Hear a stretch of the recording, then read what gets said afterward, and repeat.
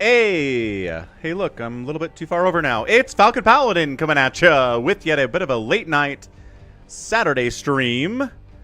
Hello, everyone. Hope you're having a great time. It was a crazy day for me, but hey, when you've got 3 kids and you're single dadding them for the week in the last couple of weeks, that's how it is. And I do love my kids. We are helping them out, getting them to places such as marching band stuff and birthday parties and woo, all sorts of different places. So happy Saturday again. Good to see you here. Red Dimension. We've got Max Power early, and he's not here yet. What's up, JT88?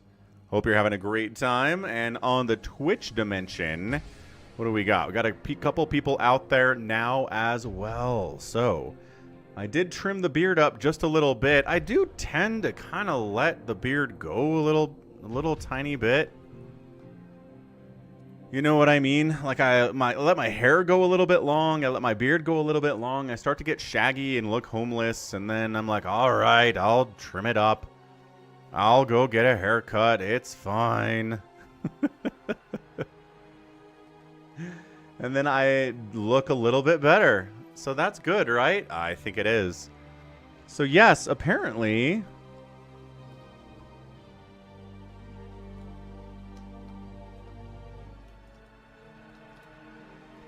as of not too long ago, let's see, an AP article. Again, we're just doing news here. I'm not doing like a ton of political commentary, but to get us started out, U.S. has struck 3 Iranian nuclear sites, Trump says, joining Israeli air campaign. So the U.S. has gotten directly involved with American airmen and American air forces attacking Iran to decapitate the country's nuclear program in a risky gambit to weaken a longtime foe amid Tehran's threat of reprisals that could spark a wider regional conflict. What's up, Falande? Yeah, get those dishes done, man. Get it done. Although, I mean, I don't know. Trump said it, so it seems like he's not exaggerating anything. The U.S. ambassador to Israel announced the U.S. has become assisted departure flights. Okay. So yeah, that happened. We did use American air personnel to hit Iran, so we are super, super involved in that conflict now.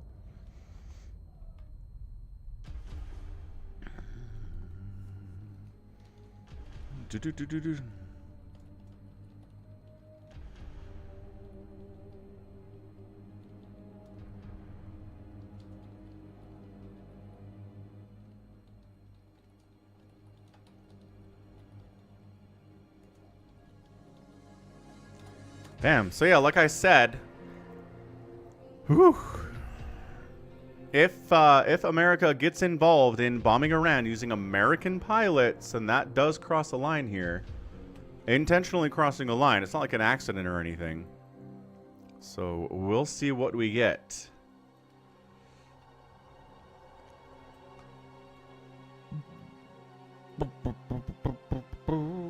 So like I said in the stream title here, we have InControL replays. We've got MaNa, Shuttle, and Sziky stuff we're going to bust out here today. So, you know, not the standard things.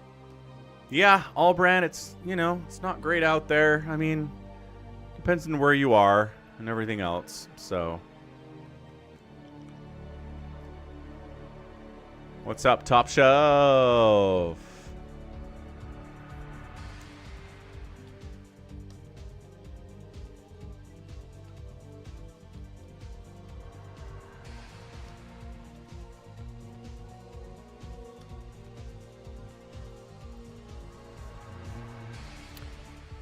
Okay, good. That, the other. Top Shelf is here for Flanders, apparently.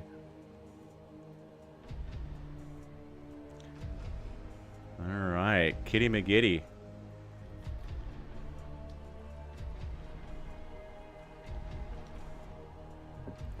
Bam, bam. All right, let's get this replays going. I promise you StarCraft for a Saturday night StarCraft Brood War session. Let's get into that. That's what you guys are here for.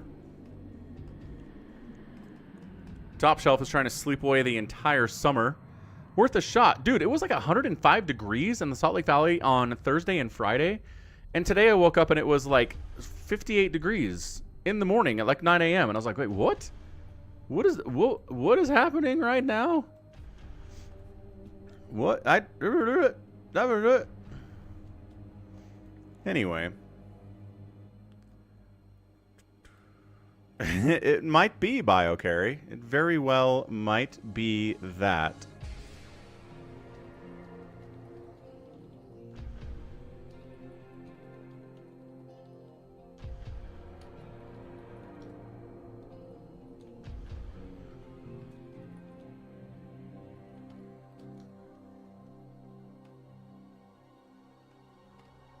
Ah, see, now you're getting the 90s Top Shelf is, but it's 100% humidity. Yeah, that sounds gross. I don't like that idea at all. Let's not get 100% humidity, please. I'm totally out on it. So check out Falcon Paladin Plays. We're doing more Expedition 33. We're into Act 2 now. I kind of speed ran into Act 2, which I generally should not have done. So I'm going to, I think next time I play, sometime next week, we're going to back it up a little bit. Maybe go back to some earlier areas, explore and whatnot. So let's find an InControL game here that we want to cast. Again, InControL passed away, unfortunately. Man, what was it? 5 or 6 years ago now? I have a hard time keeping track of time. But this looks like a pretty good PVZ. Ooh, aCtivehoon, a TVZ. Featuring InControL. That sounds fun. 99 degrees. Woo! Today says BioCarry. Alright, let's get this going. Let's go InControL against someone I don't know who it is exactly.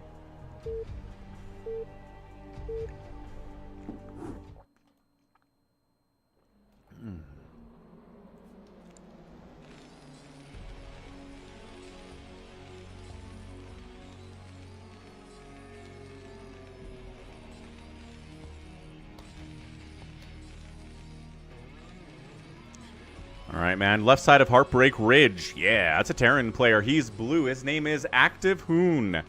And on the right side, the American Zerg player. He's yellow. It is InControL. I need to look this up now. When did InControL? See if we can find his Wikipedia page real fast. There's our guy. InControL. He passed, yep, July 2019. So 6 years ago. How old are we, man? We are way too old. But yeah, if you don't know who InControL is, an American professional StarCraft player, coach, and commentator. He won a major tournament in 2007, finishing first at the World Cyber Games 2007 USA qualifiers. Played for Evil Geniuses, played StarCraft 2 as well, as a lot of people did. And then started casting. Really funny guy. Like, one of the faces for StarCraft in esports, one of the most influential people in the professional StarCraft scene.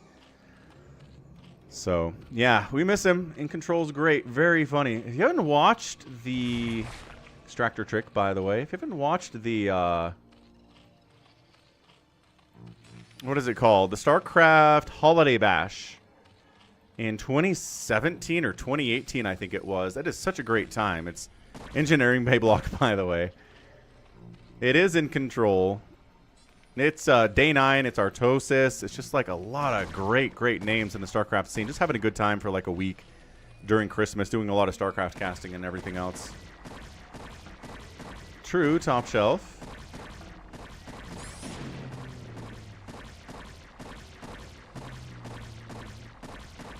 Gonna go ahead and block down this engineering bay with drones and back home. Got a Rax coming in. Got an early gas here, too. So this could be mech. This looks like mech gas timing, without a doubt, from aCtivehoon, who's got 260 APM and is pretty serious about being a Terran player here. What's up, Starwalker? 5534. Hydrating is important. Although, seriously, it is only 71 degrees outside. Ah, thanks for the Venmo payment. Appreciate the Venmo. At Falcon Paladin Venmo donation of $20. It says for the hero single dad doing dad things. Oh, that's so kind. I don't want to out you because I think this is your real name. I'm not going to dox you. But if you want to tell me you want that to go into the Twitch or the YouTube bucket for donations this week, I'll put it in there. Anyway, this looks really bad for aCtivehoon all of a sudden. The Lings are here. One Marine was here. He's dead now because 6 Ling can defeat 1 Marine so gosh darn easily. The SCVs get pulled off the line. More Marines in production, building a desperation bunker on this side of it. Expanding behind it is InControL as well. Yeah. But yeah, it is balmy today. For late June, it's like almost cold outside comparatively. So I assume tomorrow it's going to be back to like 105 degrees, but so far so good. But yeah, thanks for the Venmo donation. I mean, that's such a kind thing to do. Yeah. Whew, single dad of 3 kids for 2 weeks. Look, it'd probably be harder if they were infants, right? If I had a toddler and an infant and like a 5-year-old, so much harder to be a single dad. Like, they can take care of themselves. The youngest is 12, so, right? They can put themselves to bed. They can brush their teeth. Get themselves bathed and dressed and like all that independent stuff, right? So it's not nearly as bad if it was young kids, but it's still a lot for sure. What's up, Max Power? Max Power is here. There you go. BioCarry wants it to go to the Twitch. We will update the Twitch donation goal with that. Thanks again. I appreciate that so much. We'll go 378 with it.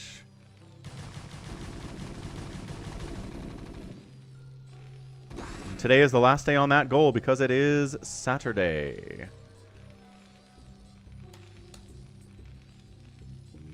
Looking good. Looking good. 75% of the way there. Thanks to people like BioCarry. What's up, Rengar? Heat wave. East of the Mississippi is getting clobbered. Like I said, we were getting clobbered before this.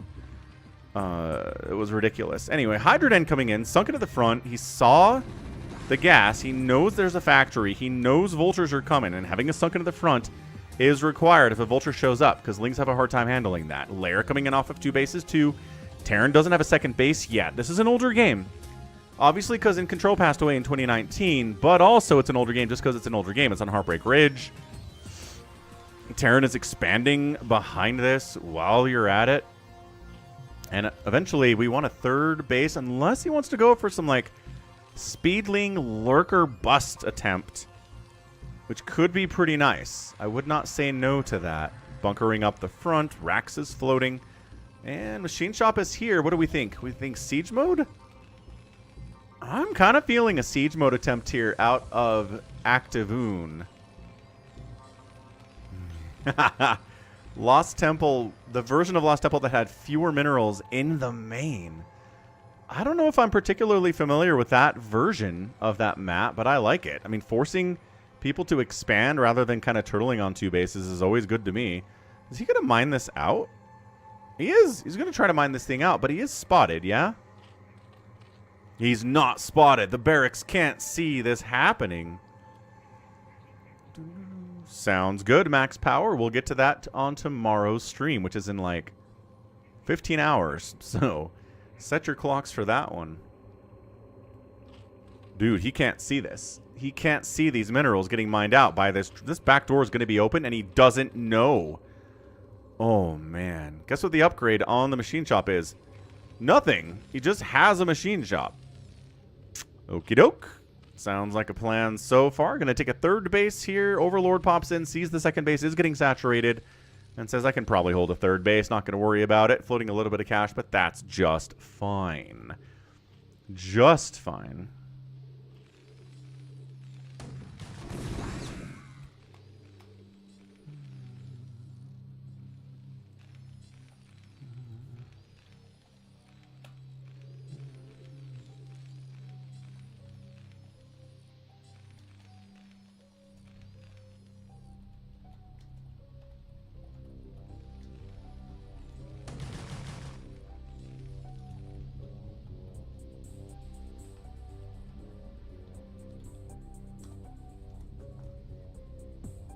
Guess what?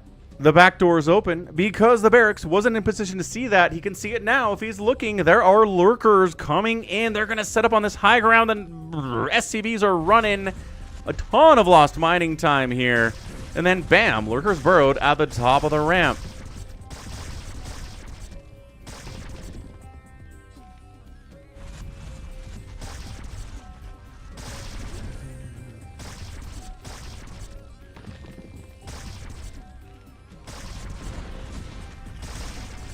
Oh, why did you... No, don't bring SCVs back in here. 3-kill lurker, dude, this is bad. aCtivehoon, what are you doing? Why do you think you're fine? This is so great by InControL. Got a third base. He's saturating behind it. These lings are running down at least to try to at least force the tank away from these lurkers. Getting some hits off on it. Not really accomplishing much that way. But, dude, there is no mining going on.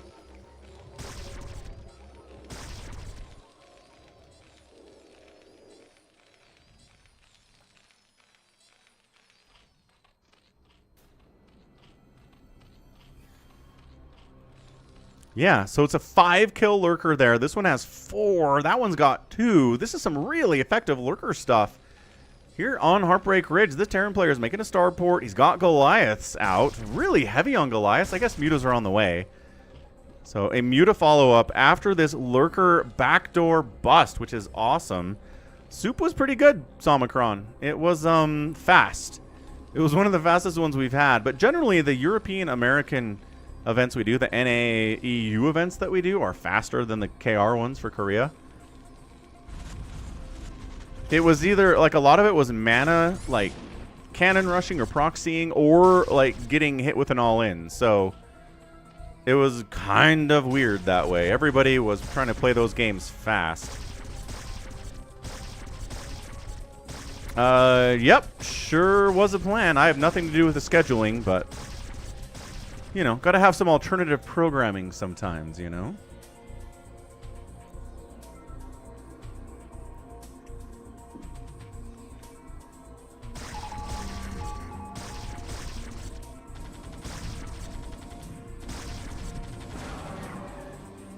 Yeah, lurkers do fine against, well, smaller numbers of Goliaths, but not when they're outnumbered that much. That might have been true, Somicron. I don't know.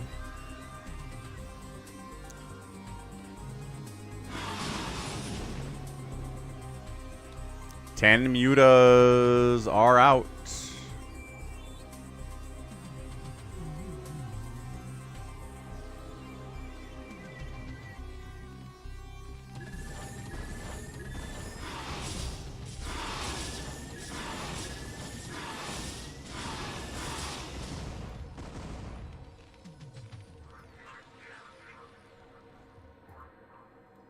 But yeah, we've got turrets, we've got Goliath with Charon boost, or Radiate's on the way. So, yeah, Terran player is okay. He's hanging on. He still is not mining from over here.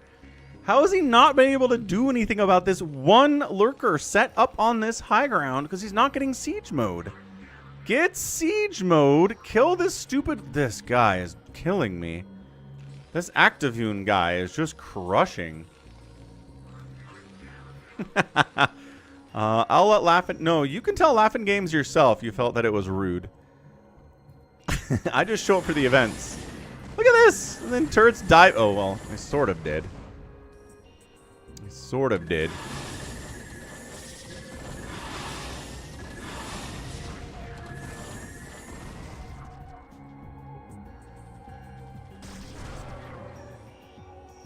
Again, Goliath can handle it. I think they can handle this one too. Mutas. Careful, boys. A lot of Goliaths with those... with that range, dude. I mean, he can scan it and select. He knows how many lurkers are there. He knows it's one. Why is he not busting this out? Hive Tech on the way from InControL here. He's pretty happy. He's at 42 drones. Fourth base top left from InControL is up. Finally, the 6-kill lurker gets destroyed because Goliath came up and handled it.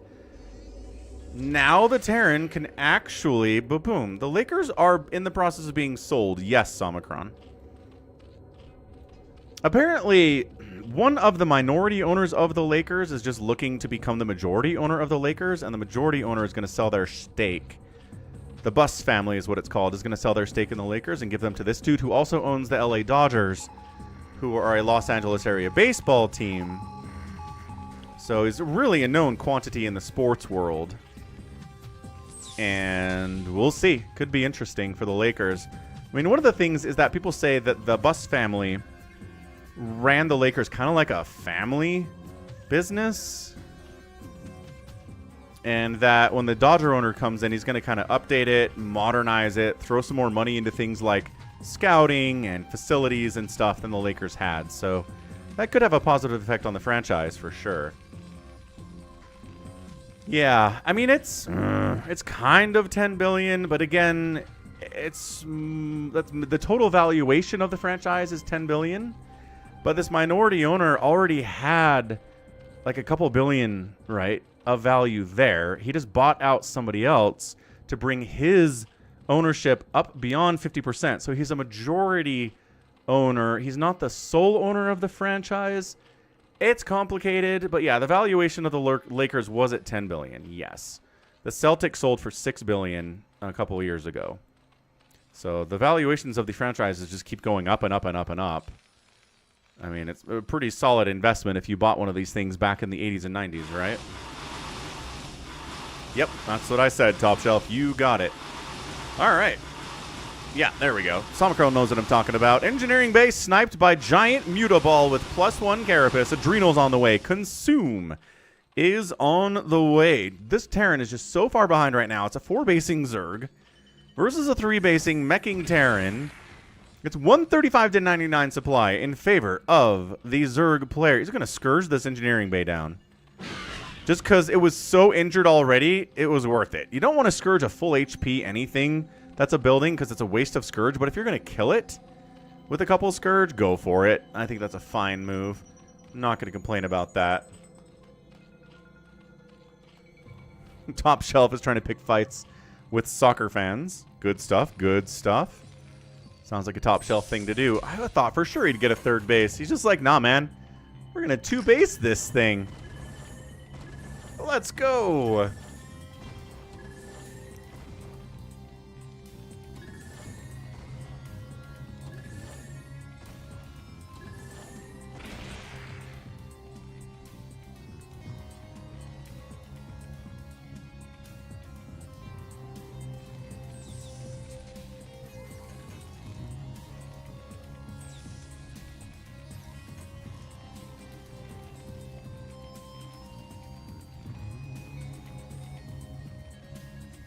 Bam. 3rd base finally coming in. I guess he wanted to make sure run-bys to that 3rd base were not possible.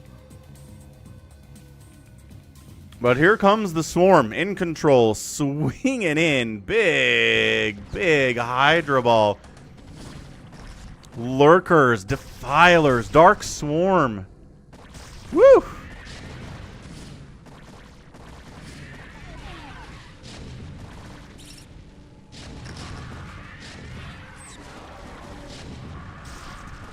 Hydra Lurker against this many siege tanks, though, is a little bit tough as we see a lot of those Hydras melt to the +2 siege tanks.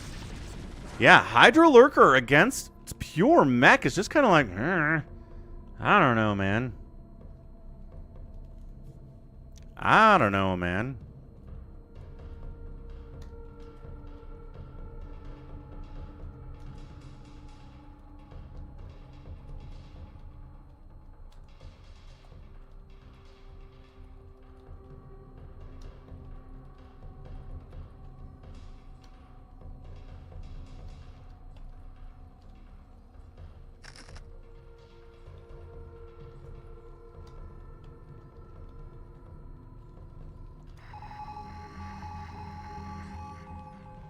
Greater Spire coming in. Zerg player says, I'm getting a 5th base and you're barely on 3.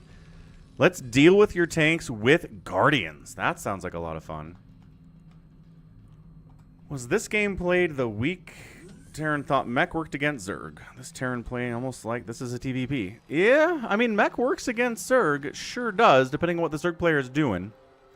They want to go Hydra Lurker? Yeah, a bunch of siege tanks are fantastic.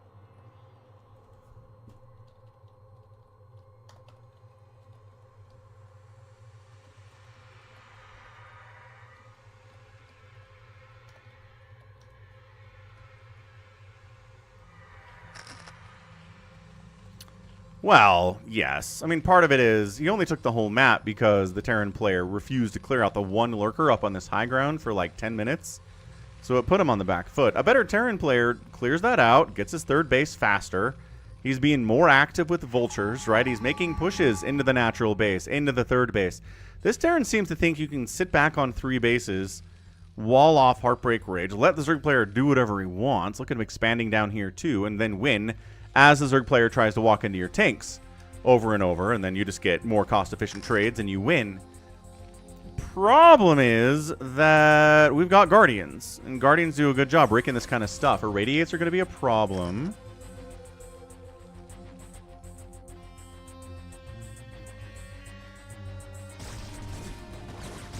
Ka-cha, right? Yeah, so Terran is contained. This is InControL at 12 o'clock. This is InControL at the bottom right. He's probably going to take this space too. Why not? What's up, Wander? I know. Saturday's been crazy, man. I took my kid to a parade. What is it called? Parade band thing where him and his high school buddies marched in a parade this morning from 8 a.m. to noon. Then my daughter had a birthday party I had to take her to. And then there was additional orchestra stuff my son did. And then my other kid had to go to work. I mean, it is a crazy Saturday, and I was like, I could fit in a stream at like 8 p.m. Eastern. And I did.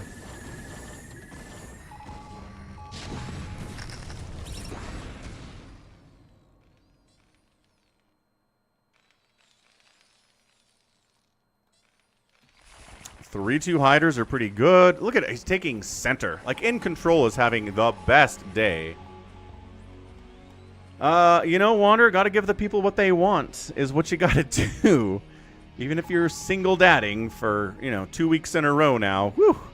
It's a lot, but you also gotta work. Because this is what I do to pay the mortgage. And it's fun.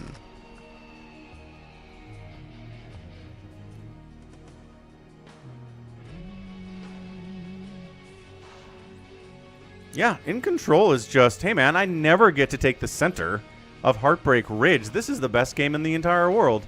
I'm developing a bank. I'm expanding everywhere.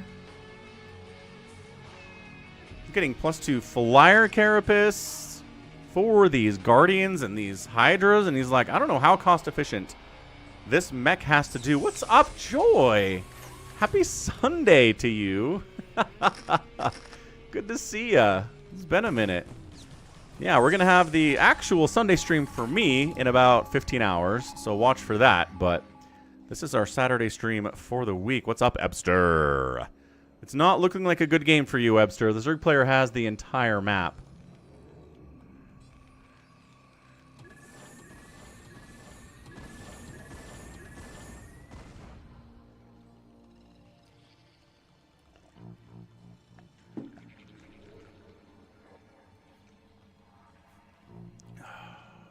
Kind of heresy is this? Oh, this game? It's not good.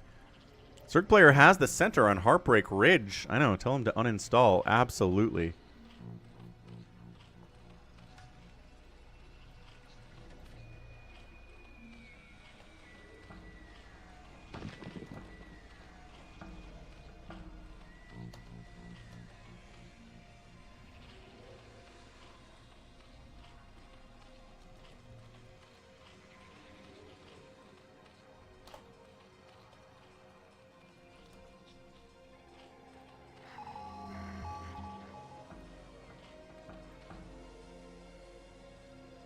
Yeah, that's it. I mean, here we go. Irradiating individual Hydras. Hey. Joy. Thanks for the tier 1 resub for 13 months. Thanks for the great streams and replays. Looking forward to more. Oh, we've definitely got more. We always have more. Well, let's update that Twitch goal.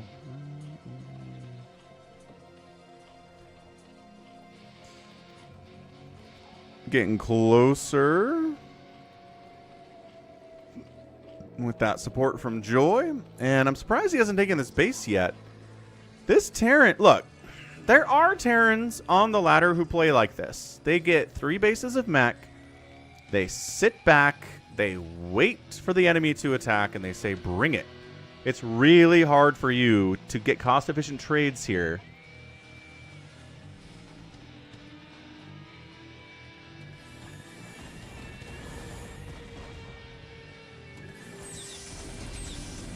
Especially if you got a lot of Hydras. They're just not going to do much here.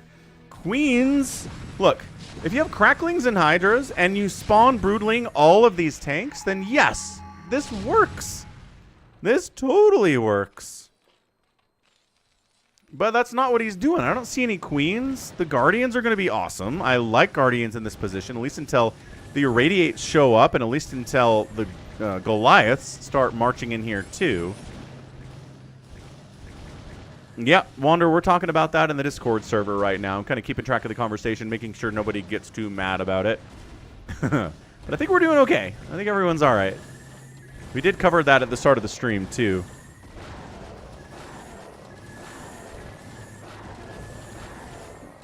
Yeah, so now the Goliaths are dead. That should make EB a little bit happier. Love to see that. Freed up supply to make 10 Ultralisks. Oh, I mean, these are 3-2 tanks. There's a lot of them. I don't know about 10 Ultras here. I love my Ultras, but by golly, Siege tanks obliterate them. Especially with that +3 upgrade. Hey, what's up, Ahmed? Yeah, sorry about the weird stream time today. It's been a crazy weekend for Single Dad Falcon, so we're doing an 8 p.m. stream tonight. We'll be back at 11 a.m. Eastern for the Sunday stream tomorrow when I will cast a replay because I did get it.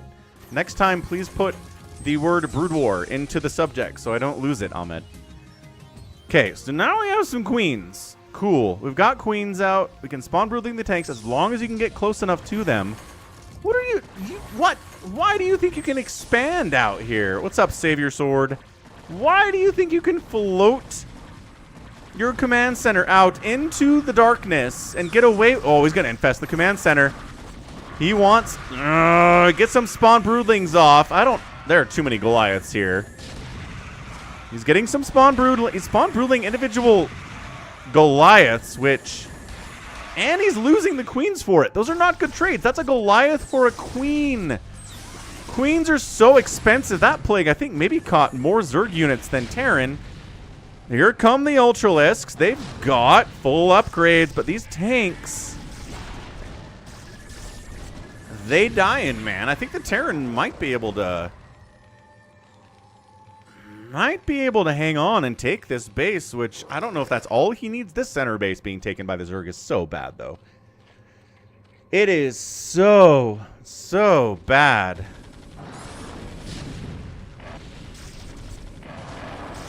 Okay, just charging all of the Ultras into this bottom path. They're irradiated. They're hurting each other. I guess the one is irradiated. It's not that bad. Good Dark Swarms here from InControL as well. He is just flooding Ultralisks into this position. He's going after missile turrets. He's going after the science facility. Why not? And once they come out of the Dark Swarm, it gets tough. Even inside the Dark Swarm, it's kind of tough. Did Zero invent Queens versus Mech? How did I not know this? I don't think he did. I am fairly certain Zero did not invent the concept of Queens versus Mech. 193 to 128 supply. InControl's up. He's got a giant bank. He's making 20 Morlings. He's getting 8 more Ultralisks at a time. He's making sure the Terran doesn't take this here 6 o'clock at all.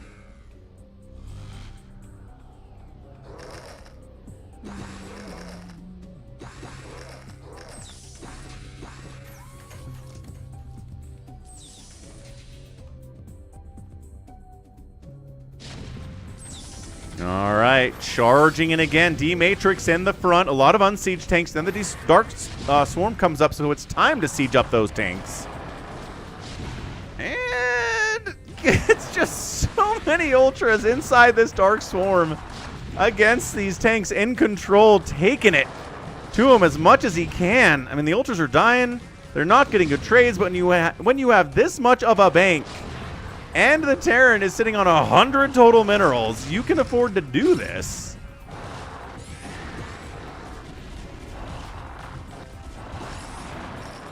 Yeah, he is just crushing through right now, charging in, and that's it. aCtivehoon taps out. His strategy of getting 3 bases and hanging out for 20 minutes did not work for him in the end, it turns out. Also, just not clearing out the one lurker on this high ground that stopped his natural base from mining for like 10 minutes in game. Really slowed him down. InControL outclassed this guy massively. APM is not everything. And that's a win for InControL. Yeah, I feel bad for the tank pilots. Indiscriminate justice. 181,000 to 151,000.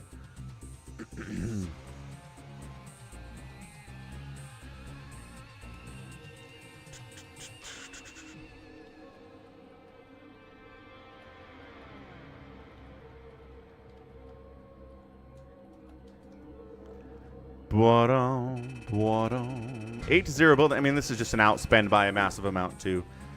So, yeah, GG. Epster's like, well, that didn't go how I wanted it to go. No, I imagine not. So that was an 0158 replay. aCtivehoon versus InControL. All right, let's try to find a MaNa replay. We're just kind of going through all the hits here. Check out FalconPaladin.store as long as you're out here. Pretty easy to find. We got those fancy shirts. We've got mugs. We've got hats.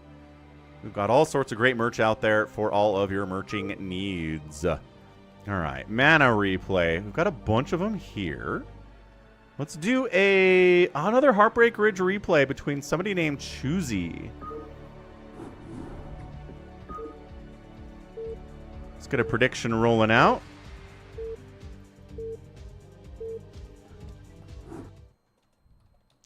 Choosy. Choosy moms. Choose GIF.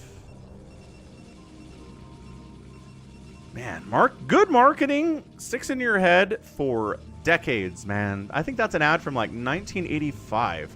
Left side, it's a blue Protoss player, MaNa. Right side, it's a purple Zerg player. It's Choosy. Okay, now I want to play this ad for you guys. You think that's copyright claimed? What's up, Sziky? Ah, how's it going, man? Happy, I guess it's probably Sunday where you are now. Igor! Glory that is your birthright. Know that I am the Overmind. Thanks for the follow. The will of the swarm, and that you have been created to serve me. It's 3 p.m. in the morning, says Sziky. Yeah, exactly. Go follow Sziky if you're not. So check this out. Check this out. Dun, dun, dun. Now we gotta go help. Dun, dun, dun.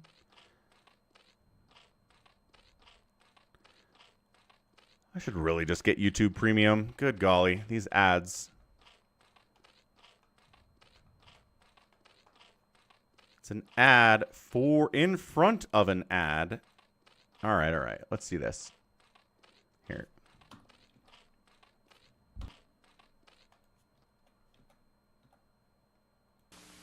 You're sure Choosy making soup from scratch. And you serve that peanut butter? It's a leading brand, and they're all alike. Wrong. New Jit's better. What's new about Jif? Well, New Jit's the fine grind peanut butter. Fine grind? Jif peanuts are ground even finer to get out all the flavorful goodness. Smell yours. So? Now Jif. Smells more like fresh peanuts. Taste Jif. Tastes better, really better. Choosy mothers choose new Jif. Now it's fine grind. There you go. That's not even the 80s. That's like, oh, that is like the 50s, man. Or the 60s, maybe. Anywho, Yeah. Dude, Eskia, MaNa is still active. He's still active. He's playing StarCraft 2. I just cast him today, this morning, in a live event, Soup StarCraft Global number 22. Let me see how I can find it. If you want to see MaNa playing. Yeah, here's the replay.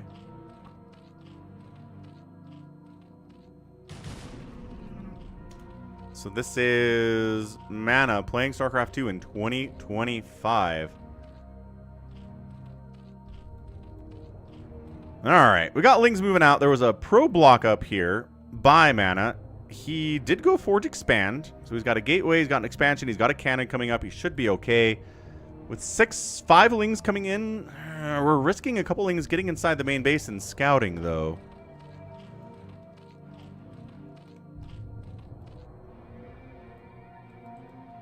But yeah, me and InControL cast at Soup StarCraft Global once every couple of weeks out at that site. So if you want information on it, that's where it is. Look, what did I say? Pro block is... Yep, that's exactly what I was worried about. 2 Lings do make it into the main base. Going to be so annoying to deal with them. Third base coming in from our Zerg here. Ice cubes went in a glass, says EB. I put ice cubes in a glass. What are you talking about? This is not like old-timey stuff. And yes, YouTube ads are annoying so that you pay for premium. No. Do you have... You need better internet, Epster, is what you need. I don't think we're seeing any frame drops or anything, so if you're seeing problems, it is not necessarily from this end.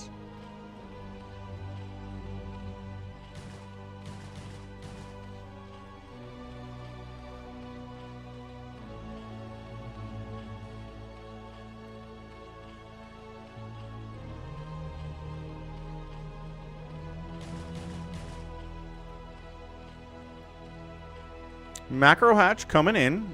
Loving this. Out of Choosy. I think Choosy's playing pretty well here against MaNa. I love getting Lings inside. He did end up losing the scouting Lings to a slow Zealot, which should not ever happen. So this isn't Jaedong level stuff here. But again, nobody is, especially in this era. Oh, you're talking about the tip jar. Yeah, that's a tip jar on the top of the minimap. Yeah, it's not ice. Those are donations. That's support that Falcon is getting on a daily, hourly basis here. It all goes into the tip jar. It's pretty fun. Citadel coming in. Overlord scouts that. It's not a Stargate opening here from MaNa. I like that. Dude, MaNa does weird stuff sometimes. He's one of my favorite players for that reason. So he scouts the Citadel opening and says, okay, so maybe DTs... Maybe Speed Lot. If I go Spire, I bet I could murder him with Mutalisks. And he does throw up a Spire. MaNa, no. This is a classic Citadel.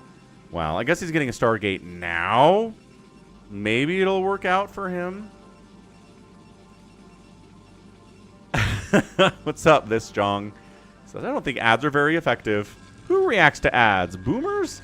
It's subconscious is the thing. Like, here's the deal.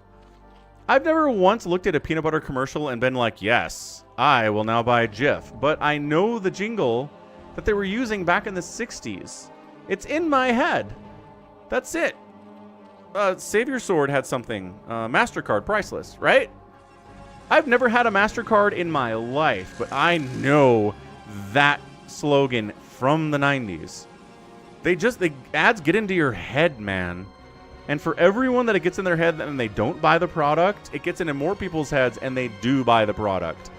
Even if they don't think it's getting in their heads. Advertising is scary, man. Windows 11 is garbage and I'm never upgrading to it. EB, I'm going to skip 11 just like I skipped Windows 8.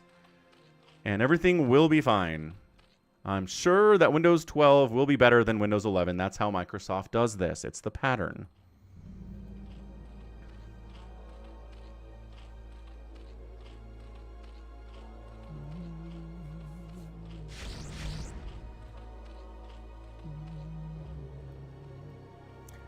So it is Mutas. It's a couple pairs of Scourge to deal with the Corsairs. It's not exactly the He's stopped making Corsairs. He's got speed lots, neat. He's got 1 Corsair. So one thing the Zealots can do is keep the mutas at home, right? You see the Zealots out and you're like, oh, actually there's 3 Sunkens there and 3 Sunkens here. This Zerg player might be adequately defended against Zealots. Look at this guy. Holy crap, he actually built Sunkens, which maybe the Protoss is okay with because he's like, you sacrificed a lot of economy to make that many Sunkens. Man. I hope 12 isn't bad, Evie. I might have to go to Linux at that point. What works against Dark Swarm? Psystorms, Zealots, Archons. Master Dragoon doesn't work against Swarm. It certainly doesn't. Archons are fun. Just make Zealots and Archons and Psystorm and go eat the Zerg who's making Dark Swarms against you. What's up, Happy? MaNa's getting Reavers this already? Oh, you're talking about Reavers are good against Dark Swarm. Right, Savior Sword, they are. Yes, call me Mac. We already did an InControL replay, but this is InControL. He was a player and a caster. He died in 2019. But we have his replays that we can cast every once in a while to remember him, and there you go. Now we remember him. See, there you go. Purple, right? Joy says subliminal. Messaging is powerful. Yeah, and it is. Advertising works. If advertising didn't work, nobody would advertise. It works. Not on everybody equally, right? There are some people to whom advertising doesn't work at all. But I think there are a lot more people where advertising does work. A lot of people are susceptible to the idea that everyone's doing it, so I should do it too. I mean, this whole Stanley Cup thing, right? That's just an example of one of the billions of examples we could come up with, but like, who decided that every woman in America should have the same cup for their water or whatever? Like, whose idea was that? I don't know. Advertisers, probably. Mutas. No, sniping the High Templar before they could do anything. Got him. The Mutas died, but the early High Templar are gone. And he tried to run something in here, but Sunkens and Lings shut that down too. Look at this, man. Choosy having a pretty good game. 36 drones. He can drone up a bunch now. He's making Hydras. That's right. Rest in peace, InControL. 100%. Yes. And sometimes advertising backfires. Sometimes advertising is so annoying, it convinces certain people to never buy from the company. And they don't. But again, I think there are enough people that are influenced positively by the ads that do buy from the company that it's fine. This is just a bad rally, right? You're not bringing 2 drones down here for a reason, Choosy. Are you? Are you doing that? Ah, there you go. Call me Mac. Yeah. There ya go. Oh, you were wondering if somebody else named themselves InControL. Got it. Oh, he's going to mine through the back thing again. Dude, Zergs are doing this today. This is 2 straight games in a row where it's like, we're just going to casually mine through. We brought 2 drones to get through it faster. DT unload in the main. Do we have any Sunkens here? No! Reaction time. Like 6 drones. Holy DT attack Batman. He's going to go ahead and take down the Evo chamber so you can't build spores. I think that's all he's going to get, though. That's a lot of Lings. He gets another drone. That's a 4-kill DT, man. All right. And he shuts down the attempt to mine out these minerals. Okay, all right. MaNa. Woo. Remember when I was like, having a good day out here? Choosy, and then not so much. He's at 29 drones to 50 probes on 2 bases. That's right, Ahmed. That is exactly correct. Yeah, purple. Or like in Minority Report, the Tom Cruise movie from like 2004. Those were amazing too. They're not even like a point of the story. They're just there.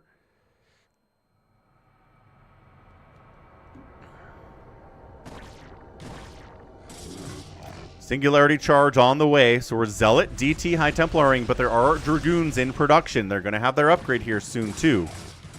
Zerg player needs to do some droning. He's floating 1,200, 1,600 back home. Drone, man. I know you're microing like a god right now. You're doing your best, but also your production tab is empty, sir. This is not how you do this.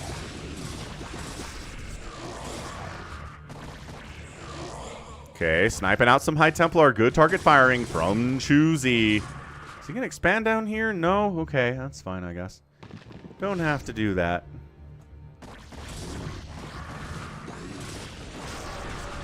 Storm up. Running for it. Nice job, Ebster. My kids actually got me a new keyboard for Father's Day, so I have a new keyboard. It's not as old and crusty as the old one, but it is very much an Amazon Basics keyboard that was like 15 bucks. So that's how I like it. I've tried mechanical keyboards. They are too loud and annoying for me. When other people use mechanical keyboards, annoying. When I use mechanical keyboards, also annoying. I discovered. I did some science with it. What's up, 4 Prime? Chicken butt? Is it chicken butt, 4 Prime? He was a great Protoss in Brood War, and he's a pretty great Protoss in StarCraft 2 as well, blah, blah. Ah, good plan, EB. I've got a USB hub that my mom gave me for Christmas like 2 years ago that I'm going to replace the existing USB hub with when it breaks. Hasn't broken, so I'm in the same boat as you, Webster. Hydra Lurker, High Templar getting targeted at least a little bit here. DT, I'm not sure if the DT is detected. Nope, there's no detection here. So this DT needs to get in, but he's kind of stuck with the Zealots in the back here. That's right, freaking Starboy. We got a late stream today. It's been a chaotic weekend for Falcon. And it's not over yet. Hey! Good morning, Captain. Chin Wen! Earth is over, and we are holding a stationary position near the borders of Dominion space. Thanks for subbing, Chin Wen. We're trying to get to 69,000 subs here on YouTube. That's a fun number, isn't it? It's very nice. Thank you for subbing and helping out with that. And 4 Prime got birthday computer gear. Awesome. Now you are a gamer. You certainly are. You certainly are. That's awesome stuff, dude. What are the specs on your computer, sir? Starboy made some curries, teaching his family mahjong. That's exciting. EB says if I used Windows Media Player or my CD drive, this keyboard would be ballin'. I remember when the family, back in the 90s, the family keyboard was a big one with like the split. Like the hands were like this.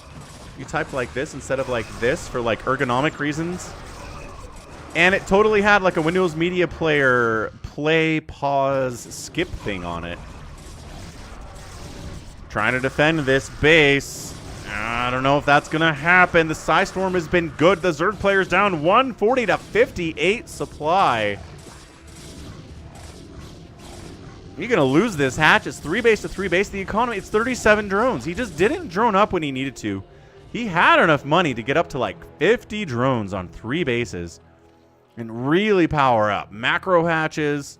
Tons of stuff. Get into a hive earlier than 15 minutes anyway, and he just didn't do it. Meanwhile, MaNa's spending his money like a boss. He's got Archons. He's got Zealots. He's got High Templar. He's got Dragoons. All of them with +3 attack. That's what we're talking about. Razor Black Widow. Very cool name. Yeah, Zerg player's dead. He's way too down in supply here. This is not how we do things on the Falcon stream. Zergy Zerg Zerg Zerg. Just did not play well enough to defeat MaNa, but very few people do.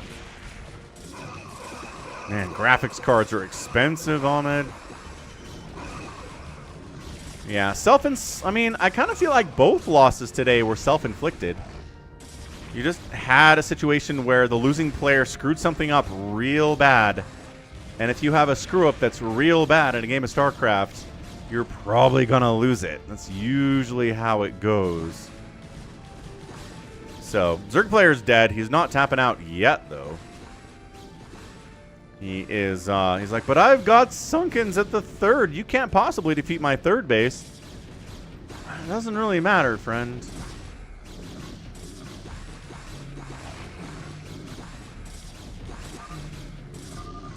And that's it. Choosy GG's out. MaNa gets the win, and we've got a Protoss victory on the board here. in game number 2. GG's. Map name is Heartbreak Ridge, blah, blah. A classic map. Yes, it does, Ahmed. You know what makes me feel older, Ahmed, though? Is that people are being drafted into the NBA right now who were born in the 2000s. That's what makes me feel old. When that started happening, I was like, oh. These kids were born after I graduated from high school, and they're professional basketball players now. And I was like, yep, I'm not going to think about that very much. We're just going to ignore that little fact and move on with our lives. Unless I talk about it randomly on stream. So, GG MaNa. MaNa crushing through against Choosy. I'm kind of curious if Choosy is a real person or not. Should we check Wikipedia to see if he's actually a player? Choosy oh, he's a Polish. Check this out. He actually has a thing. Choosy, a race picker from Poland. And he's on a team right now. I mean, no, he's not. He hasn't played since 2012. All right, so whatever. He's not great. He plays Zerg, but to avoid the mirror matchup, plays PvZ instead. Ah, smart. I like it. I like Zerg players who are like, ZVZ sucks. I'm never going to play it. I'm going to play Protoss instead. Good stuff, good stuff. Bubble tea with cake-flavored yogurt in it. Huh. Yeah, boba tea. Bubble tea, boba tea, is that the same thing? I don't even know. I'm no expert in this. Who else did I say we would do today? Shuttle? Let's do a Shuttle replay. That sounds great. I'm promising you guys names. I got to bring you the names. Shuttle versus Ample. Ooh, okay. These two guys are still really active. I like it. Shuttle and Ample. So these players are still playing today, but they're way better now. But they were also playing back in 2008. So, yeah. Top left of the map, it is a teal Protoss. It is Shuttle. Bottom left, it is Ample. I like Ample. Ample is great. They're actually playing under their names kind of too, but you can figure it out. Shuttle's name is Eyewater. Ebster would hedge his bets by playing Zerg. So no matter what, you come out on top. That is some really deep thinking, sir.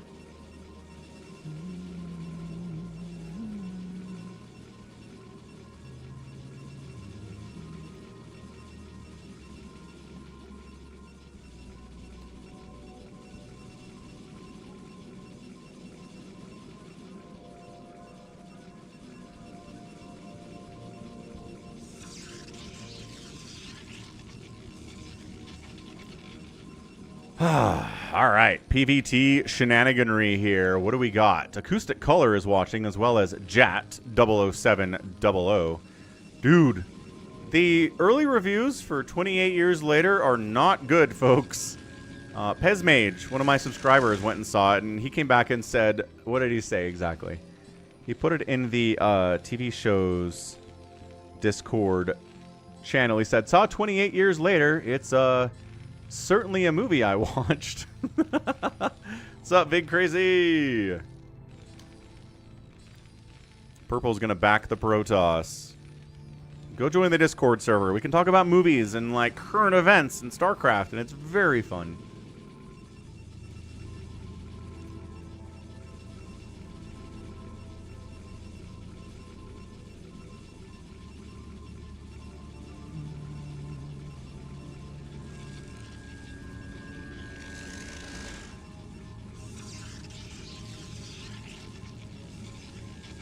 Respectful opening here from Shuttle.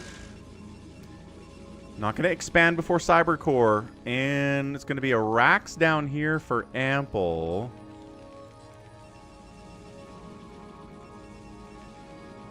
Is he going to Rax expand? I think he is. He's going to Rax expand, get a bunker up to deal with the incoming Dragoons that are sure to arrive. Nobody's scouted at all here either in the first 2 minutes and 30 seconds of the game. Nobody sent a worker out. Period. So we're just playing in the dark, which explains the safe here thing from Shuttle. And this is pretty safe, right?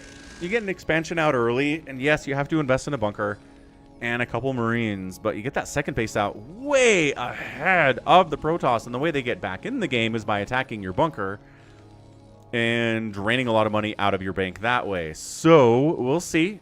We'll see if Shuttle scouts here in time to deal with it. He's sending Bob the Zealot out by himself, just on his own. Steve the SCV going out on a journey too, but that makes a lot more sense.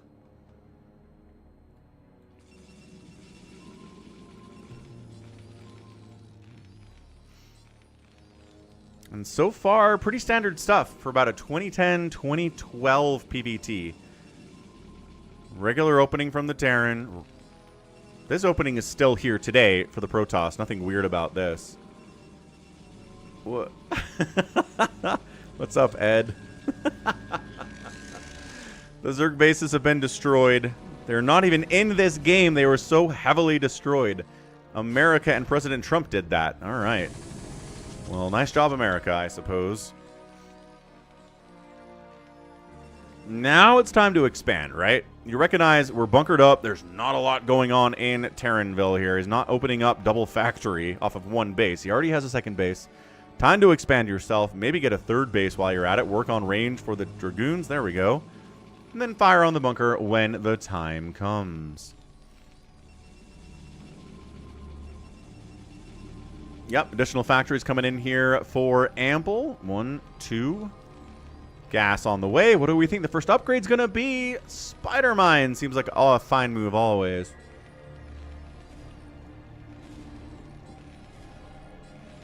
My favorite thing about FBK is that FBK is a fox, I think. And foxes are pretty cool. As far as animals go, foxes are in the top tier, in my opinion. I may have been brainwashed by Robin Hood, by Disney, where they have animals, and Robin Hood is a fox, and he's like a really good Robin Hood.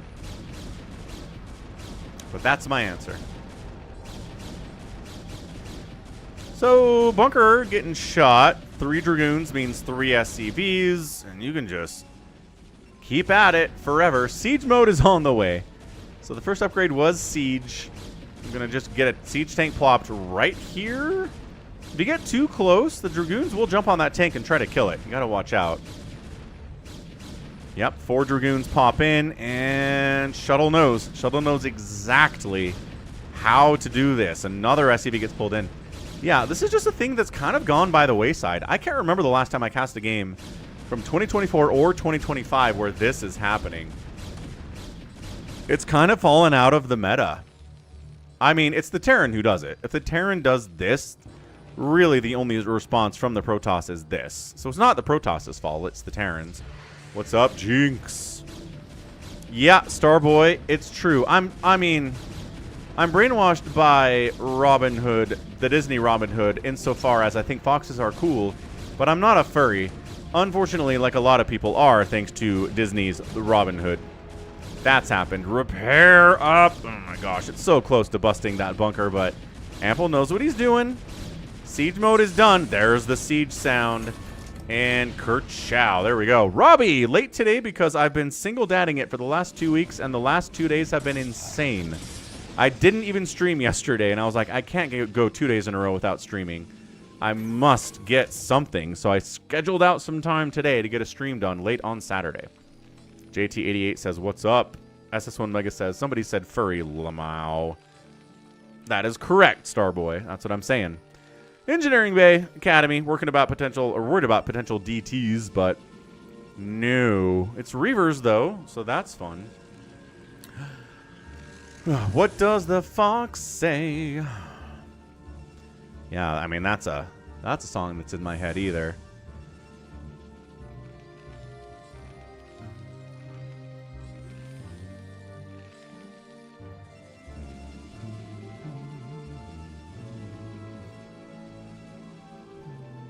There we go. Third base coming in, walling off this ramp against Vulture harassment. Vultures are out.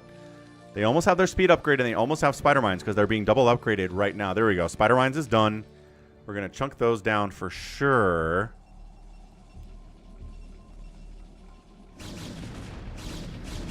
Spider mine out.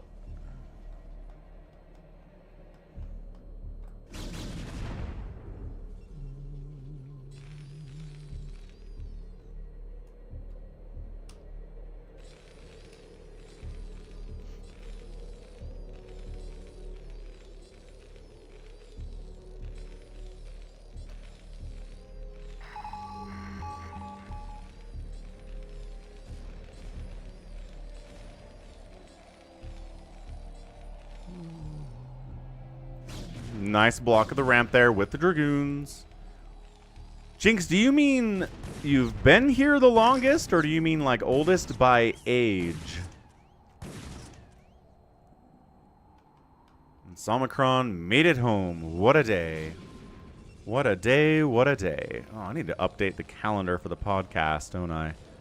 Yes, you do.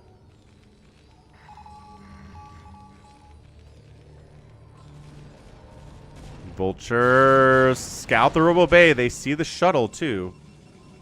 Where is it? Where are my Reavers at?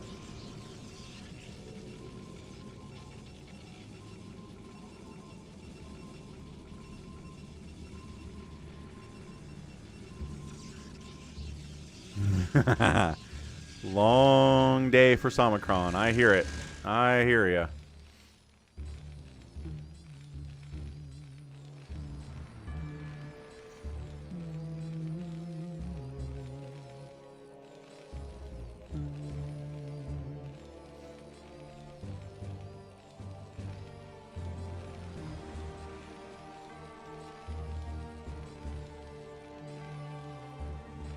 There we go.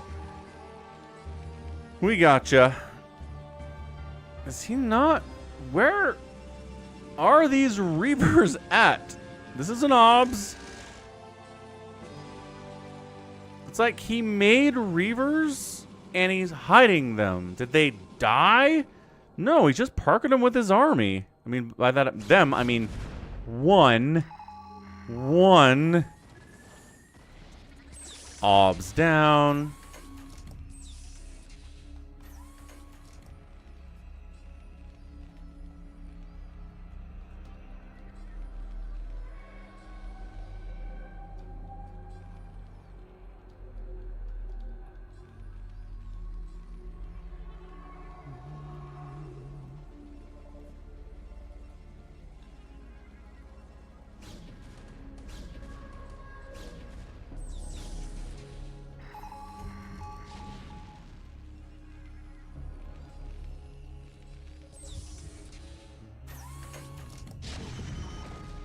Oh, okay, will do, Somicron.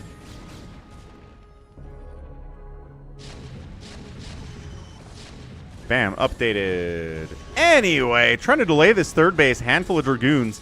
Dropping Zealots on them tanks. Trying to, yeah, actually shutting this down quite nicely is Shuttle. Man.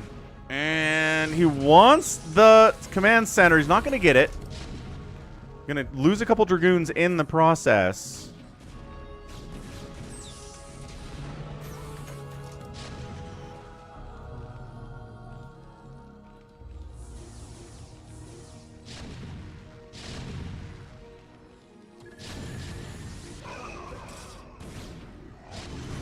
He's still denying this base. This is huge. That early expansion from Apple, the advantage is gone now. His third base is delayed indefinitely. He's trying to, like, bring SCVs over here to fight, I guess, and establish the third? This is crazy stuff, man. He's just mining over here. Command center's not on fire. Shuttle says, good enough. We've delayed this base for a while. Double armory for Ample. Continuing to produce tanks out here. And once again, the Reavers. That's true, Ed. There will always be excitement in StarCraft. Storm's on the way. Ooh, it's a Stargate. Are we getting carriers in this game? How do we feel about carriers, chat? The answer is they're overpowered, especially in this matchup. Poor Ample's dead, and he doesn't even know it. Let's get a scan in. He does catch the gateways, but he doesn't catch the Stargate. Uh-oh. I mean, this could just be Arbiters. This doesn't have to be carriers, but let's see what happens when the Stargate comes in.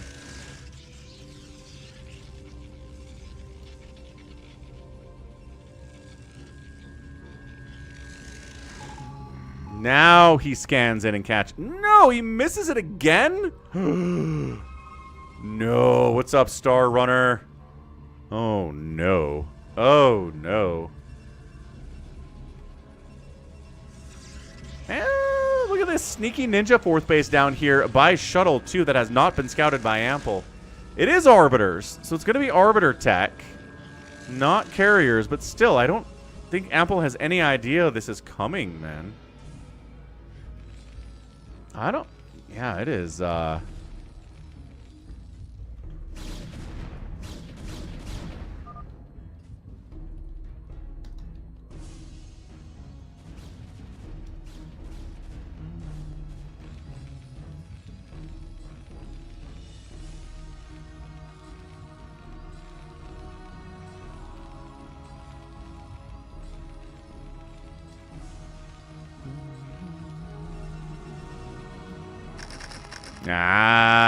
he found it. He's scouting down here. He's going to shut this thing down.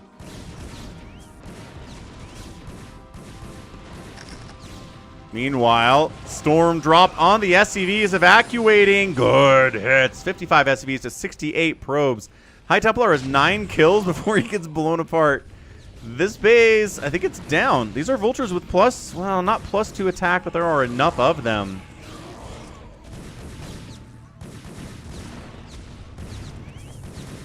What's up, Patrick Starr? Patrick Starr says, tap that like button, and he is right. Shuttle getting a new fourth base up here after Vultures have obliterated this one into the ground. 3-basing Terran. Command center's on fire. Working on upgrades. Stasis is on the way.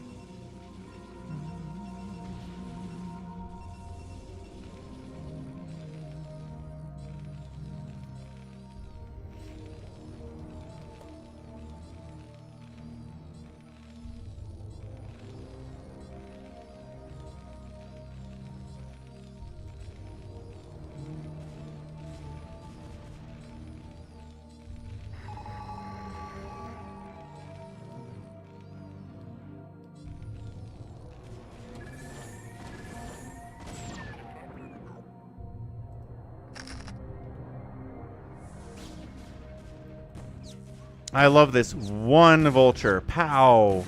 Pow. Pow. He's going to take down that Nexus eventually.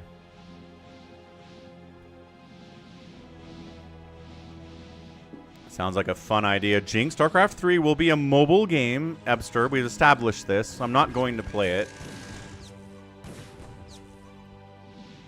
No, they did. They were like, Dear Falcon Paladin, you're an important member of the community and a massive, important, huge caster with millions of subs. So we're going to tell you about StarCraft 3. It's going to be a mobile game like Diablo Immortal is. We're going to really concentrate on the Southeast Asia market. And I said, cool, and I'm not going to play it.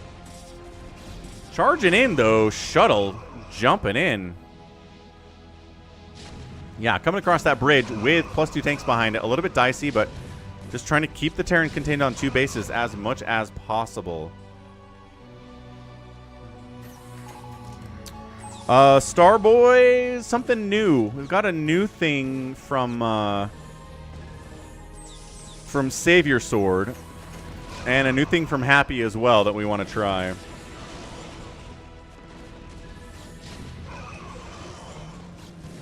Somicron. Stasising a couple of these siege tanks.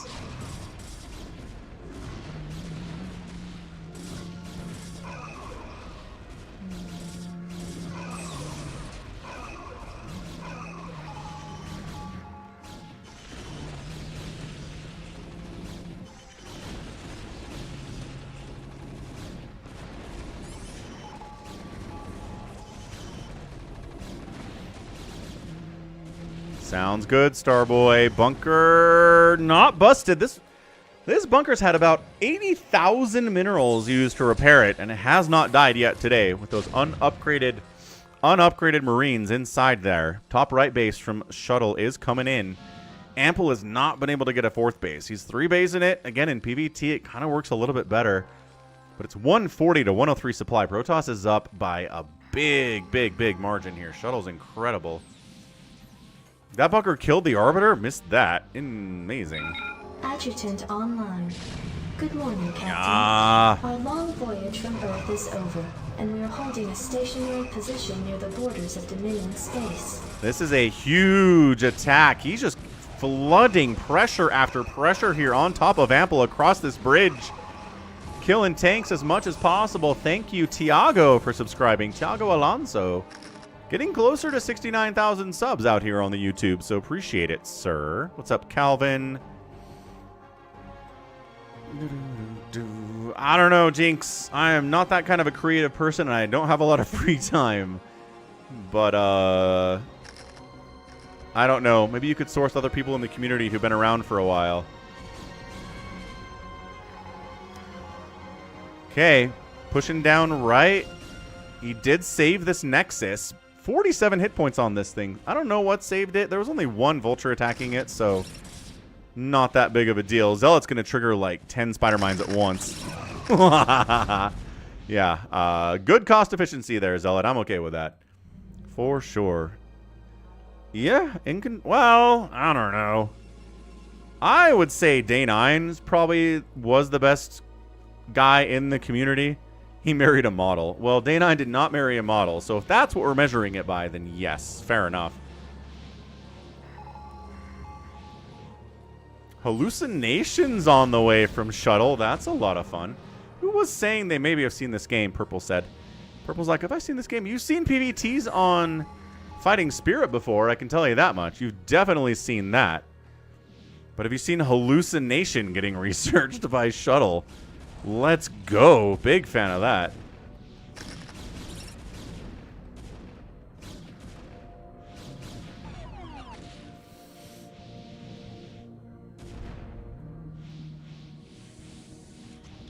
No, I'm not talking about asking Day9 about stuff about the channel. I'm saying that Day9 is probably the best dude in the StarCraft scene. Just an all-around great dude.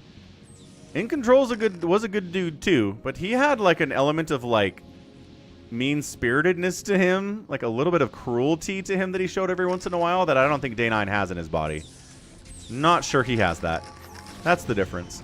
Charging in again to an entrenched siege tank position. Doesn't have much of a bank here. Stasis doesn't catch any of these tanks at all. This is looking tough. All of a sudden, Arbiter's getting sniped out. Zealots on the tanks, though.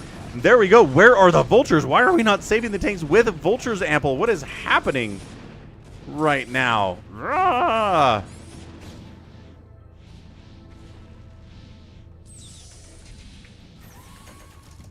Also, tank dropping any... Oh, he tanks drop and snipes this Nexus. Remember how injured it was? All he had to do was send one tank down here.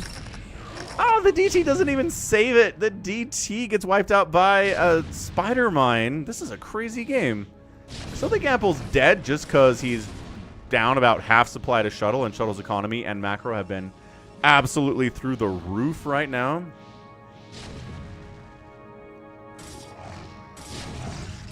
Another DT comes out, and it's an... Oh, he gets wiped out by another Spider Mine. That's not the trade you want. You do not want to trade out one DT for a Spider Mine. Terran is so happy about that. He's trying to siege tank drop kill that Zealot. Look at this.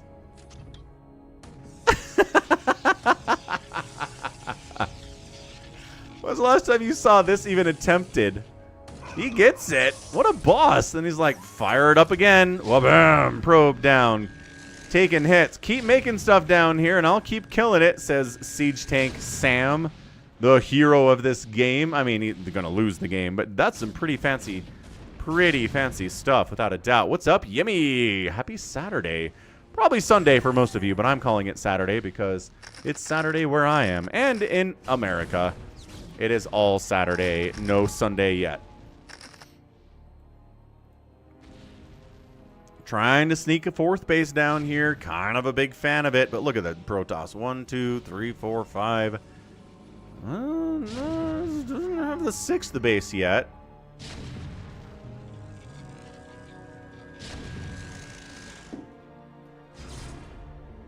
Finally, DT kills that tank. Good grief. About time.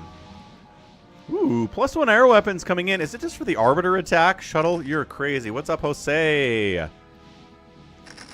Happy Saturday to you, too. Yeah, this is a maxed out Protoss army with 3-1-2 upgrades against a Meching Terran that has 3-1. Barely on 4 bases. Ob sees it, says, can I get up in this? Can I take the center? Hallucinated Arbiters! Yes! Give us the hallucinations. He's going to do it. He's going to hallucinated Arbiter drop at, where's he going to go? The 3 o'clock? I think he's going to go for the 3 o'clock base. Yeah, big fan of this shenaniganry. And taking some missile turret hits. Okay, one of them goes down. That's okay. Taking additional hits. So the Arbiter does just deep into the main base. Yo, he gets it off. This is going to try to be a backbreaker. Fantastic hallucinations by Shuttle. What a boss. I love this from him. Storming the ramp so reinforcements can't get here as fast. And this is great. Stuff's coming out of the factories. It's dying. Supply depots are getting targeted. Refinery getting targeted. D-Matrix Vulture trying to get up here and shut it down, but it is chaos inside the main base of the Terran. Can't be happy about that at all.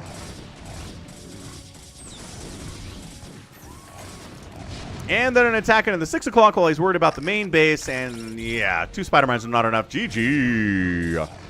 Ample. GG, man. That was awesome. That was a fantastic little hammer finish move from Shuttle. Loving that. Let's see if anybody put any money on Shuttle. They did. Congratulations for winning Falcon chips by betting on Shuttle out on the Twitch dimension. All right.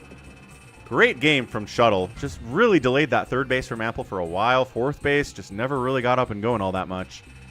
And he kept expanding. He lost. He did end up losing his ninja base, but that's okay.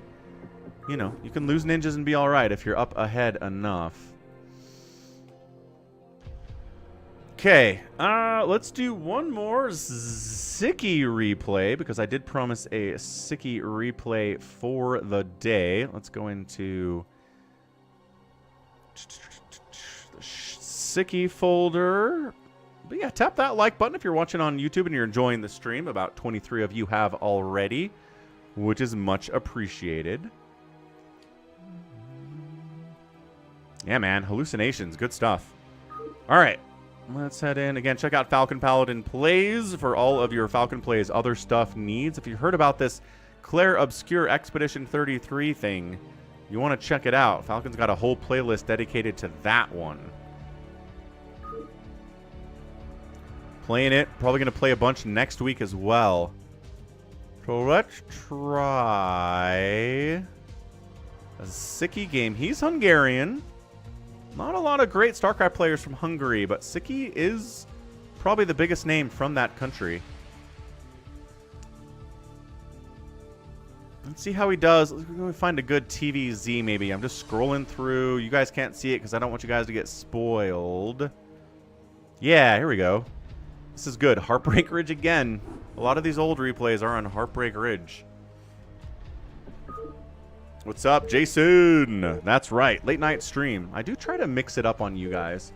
I don't want to be too predictable, although predictability is also good, so I don't know. We should mix up at least one stream a week and make it at a different time. What's up, 4Prime? Good. Left side of Heartbreak Ridge. It is a yellow Terran player. Love-newface. What a name. And the right side, it's a blue Zerg. It is Sziky. Love-newface. What a name. That's incredible. Hey, Arcanice. Resubbing with Prime for 11 months. Let's go.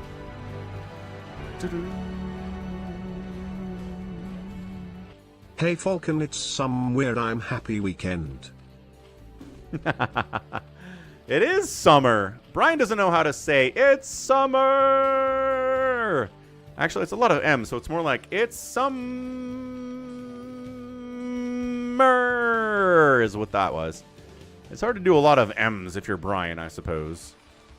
But thank you. Appreciate the Prime resub. Let's get the betting going. Let's update the Twitch goal to 388.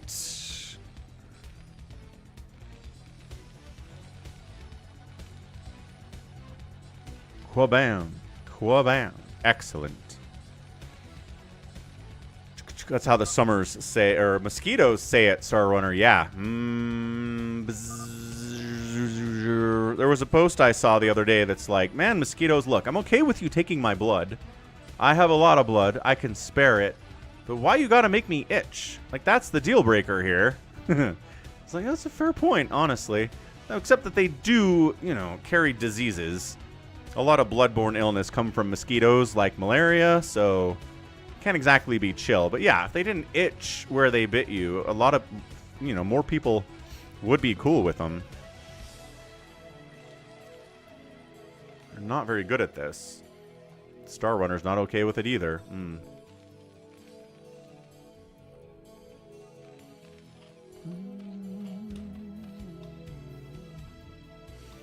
Yeah, that sounds terrifying, Jinx. See, this is why you have to live in a place where it freezes. Because you know what freezing does? Freezing kills all the insects from the previous season. So all the new insects that come when it warms up again are new insects. Insects get huge in places where they don't die every year. That's how we get big insects. So you got to live somewhere where it snows. So the insect population has to reset every calendar year. And so they don't get ginormous. You still have them, but they're not ginormous. Flandy. Cool stuff. So Hatch first in. It's another mech play. It is so much mech today. I guess it's Heartbreak Ridge. It was more popular. Mech was more popular back during this era of StarCraft as well, in all fairness. Back in like 2005 to 2010. Terrans were just like, mech is easy. It doesn't take a lot of APM. Zergs really struggle handling it. Obviously, InControL did not struggle against the mech that he played with earlier in the stream, but it was all good. When will they adapt and become immune to ice? What's up, Iron Phoenix? Yeah, the first bug that doesn't die during the winter is going to rule the universe, is what it's going to do. That's it.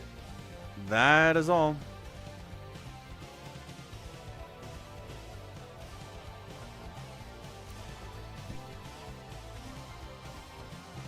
Mwah.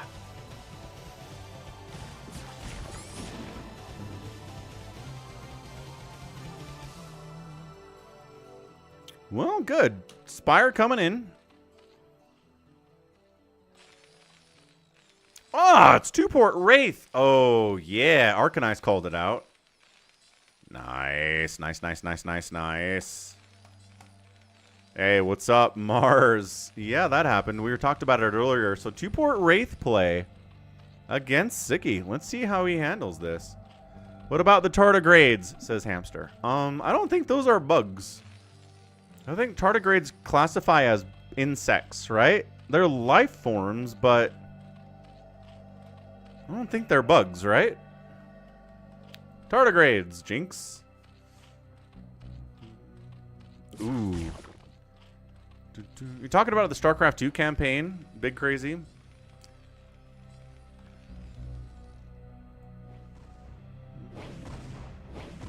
Well, the Wraiths are out.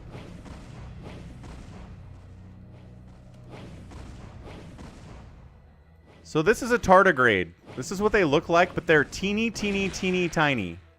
They are so small, but that's what they look like. And they can, like, survive anything. They're insanely, like, insanely good at staying alive. They can tolerate temperatures from near absolute zero. Not 0 Fahrenheit, not 0 Celsius. Absolute 0 to well above boiling. So tardigrades are insane. And they're teeny, teeny, teeny, tiny guys. So, we got Scourge out to handle the Wraith. The Wraith Ball is back home. They've killed 1 Overlord. Maybe 2 Overlords have gone down. So far, so good. Now, the only way to conquer mosquitoes is they've been doing this thing for years now where they basically capture mosquitoes and, like, neuter them and then release them in the wild so the majority of mosquitoes can't reproduce. It's like it's a sterilization genocide of mosquitoes. They don't seem to have important roles in the ecosystems that they are in. And so natural scientists seem pretty okay with doing that. So that's the only way I've heard to be able to get rid of them without actually harming the environment.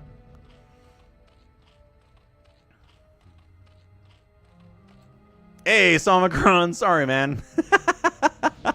They're kind of ugly, aren't they? Dude, we've seen a lot of 2-port Wraith on the channel, haven't we? Like over the last week or so. Look at him, one-shotting, well, maybe 2-shotting drones. I think the sleeping bags are part of the tardigrade, Star Runner. Spiders have a lot of other things that they eat other than mosquitoes. They'll be fine. Again, this is heresy. Heresy? Hearsay. Different word. Heresy is a very different concept. But, oh my gosh, getting the Spire would be massive. But these hiders are like, no, you're not. It's hearsay, right? I'm not a scientist. I don't have first-hand knowledge of this. Epster's been drinking. Epster only talks about letting Spike back into general when he's been drinking, is what's happening right now. Also, Epster only sticks around the stream when he's been drinking. What does that say about Epster's relationship with the stream, I wonder?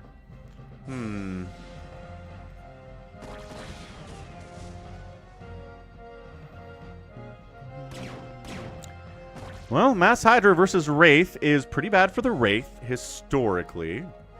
What's up, Ultra? Oh, no, it's crazy out there, right? We got the Iran getting bombed thing by the U.S. A line has been crossed.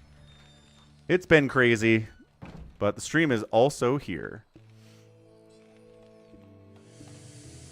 You got it, BioCarry.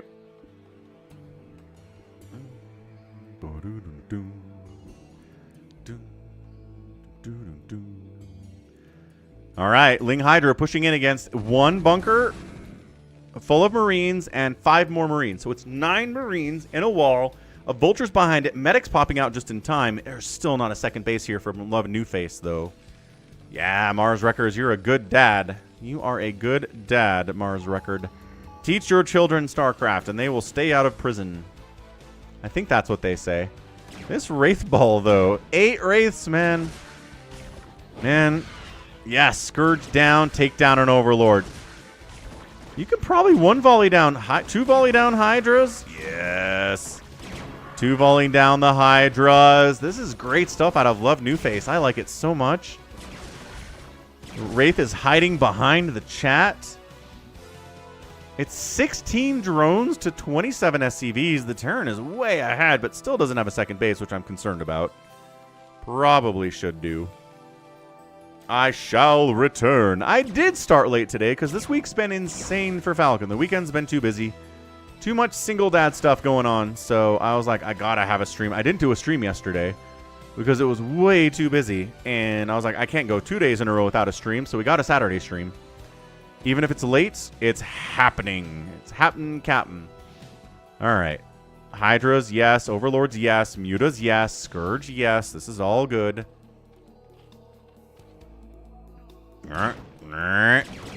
There you go. Drone down, drone down. Dude, it's 17 drones. The Mutas chase. He's actually doing a good job thinning out this Wraith count. Yeah, they are trying to kite and kite and kite. But some of them, he just stops running and every Wraith dies. What is happening? Marines donated $50.33. We all need a drink, a Coke Zero or whatever. We all cooked anyway, so let's all just relax while it all ends. Doom and gloom. Thank you, Ultra, for your donation over PayPal. Charging in Hydra Muta, trying to deal with this. Every Mutalisk evaporates.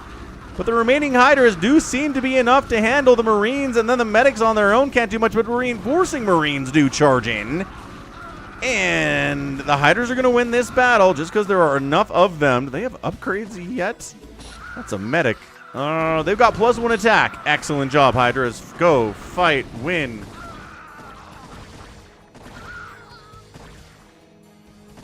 Man.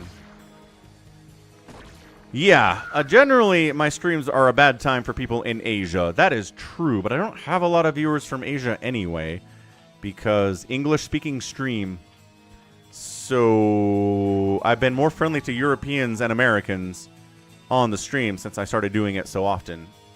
Anyway, thank you again for the $50, Ultra. You're the greatest. I hope things are going to turn out okay.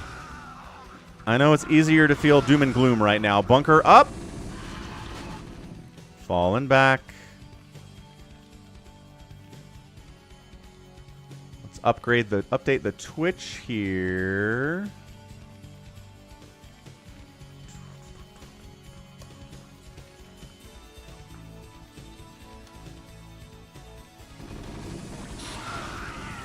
Busting into that bunker. He wants to get in there so bad, and he does. The Terran cancels the expansion, falls back into the main base. Hydras reign supreme inside of his natural. And I think that's it. I think the Terran on one base here is going to die. Heartbreak Ridge is a really fun map, Top Shelf. I've got a bunch of games on it.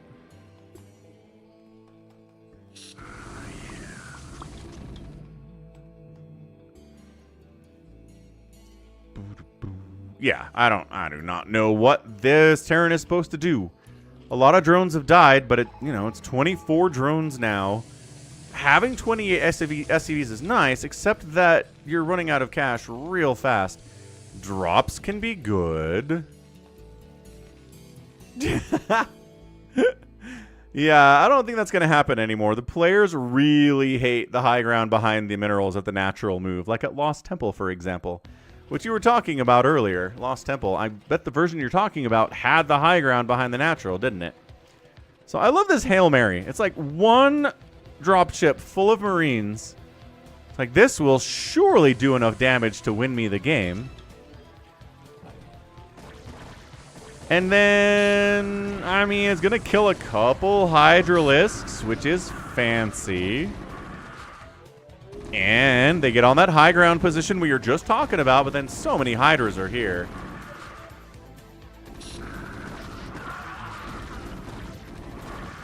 Big Crazy, that sucks, man. Not a single tip?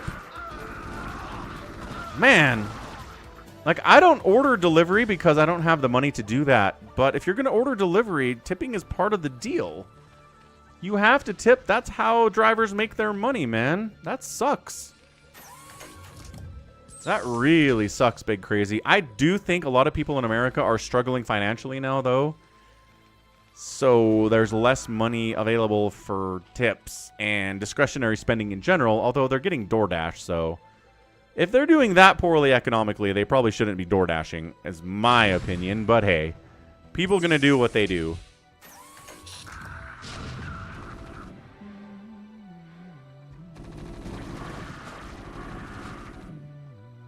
Warcraft 2, great game. You should get him into Warcraft 3 as well, and StarCraft.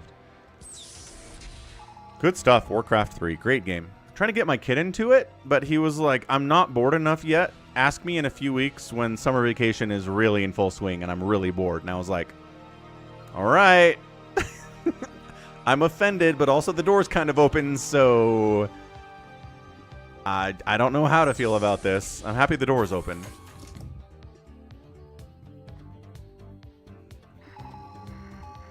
I sure hope not. I shall return. That sounds terrible.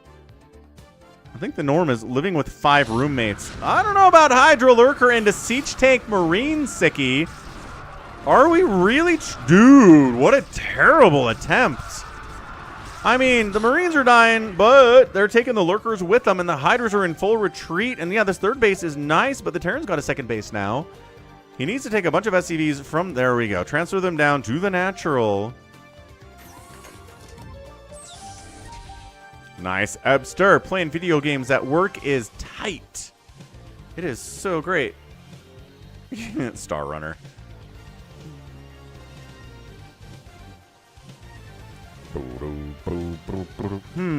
I don't know. I kind of felt good about Sziky until he decided to engage there with Hydra Lurker into like 5 siege tanks covered by 20 or 30 Marines. That was... No, those Lurkers were simply not enough. I thought for sure the Zerg player was going to pull this out after he dealt with those Wraiths, but it's not looking good.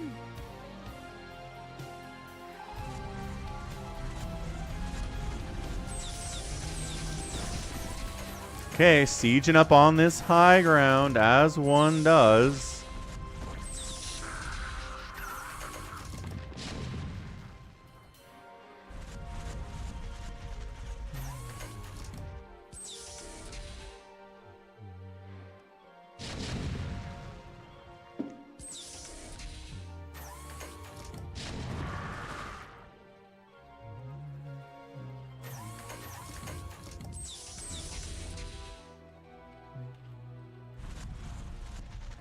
I mean, if he can saturate the third, he's just kind of Hydra Lurker, though, isn't he?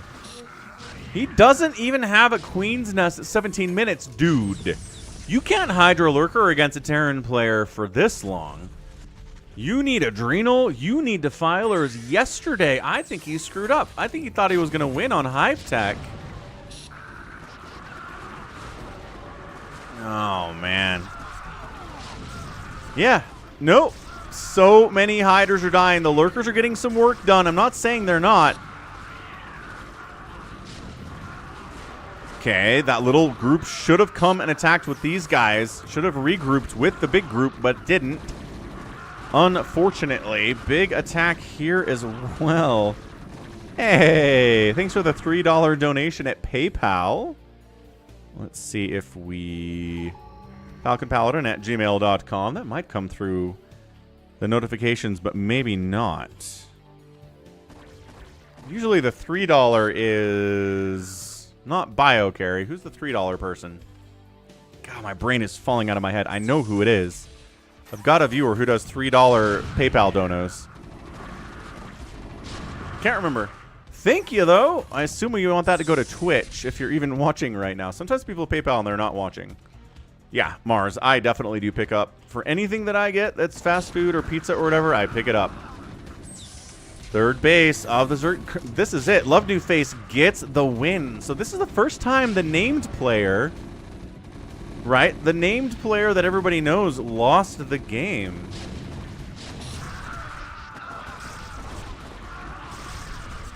All right, it's driving me crazy.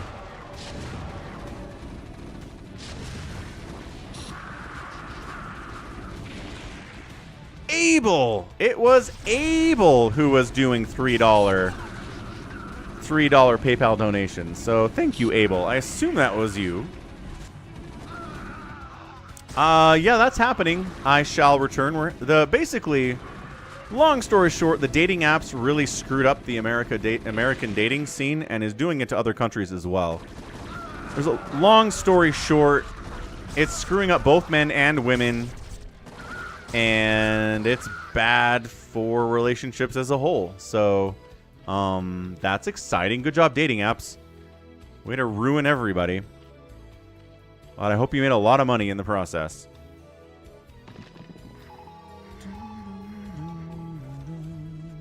So, third base by the Zerg player is dead. He can retake a new one. He barely has enough cash to do it. Off of 2 bases with 24 drones.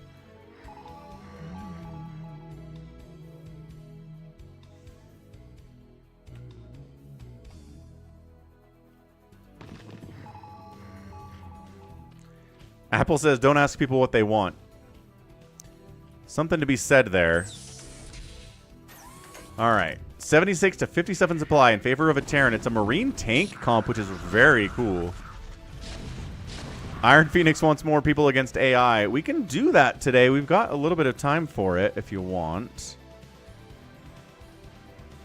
human versus AI is something that's been fairly popular on the channel. The AI is good. Happy has buffed this AI, the StarCraft AI, to be terrifying. Also gives them a nice head start in supply and in a bank they can run with early, which makes them very scary early. And he gives them passive income throughout the entire game, so that helps a lot too. You have to give the Brood War AI a lot of help if you want to make them competent, is the idea. Nice, Flandy. What's up, OKG2000? Yeah, yes, no, maybe so. Fallen back.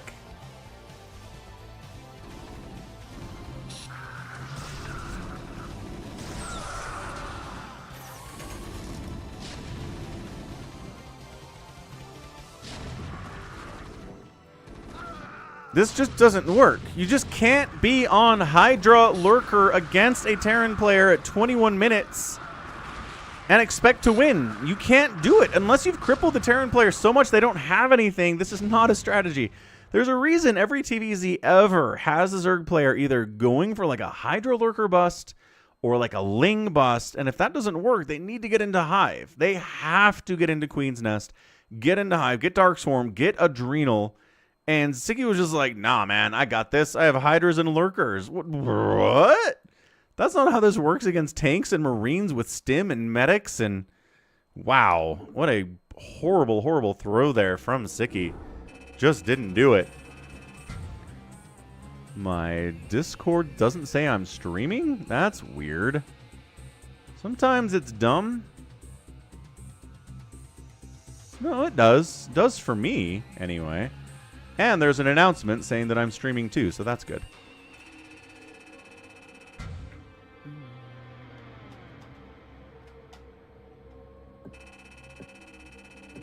Yeah, he outspent the Terran and everything, but it wasn't enough on the tech that he was on, so...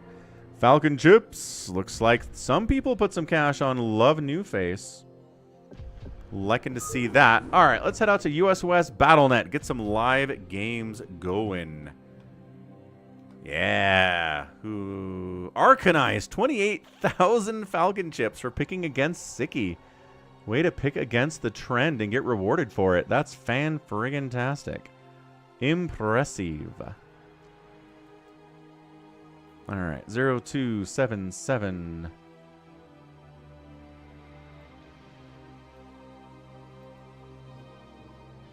Nailed it. Alright. US West BattleNet. Let's go. Let's see who's out there in the lobby. Somicron says, I'll get them back. Yeah, look at this. Where? Flandy, Bazump, Yimmy, Baby T-Rex, Big Crazy, Falcon Paladin.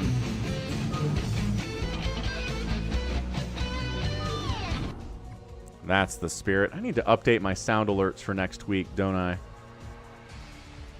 All right. I'll put some work into it. I'll get new sound alerts. We'll get some new stuff out here. Rengar says he's on his way.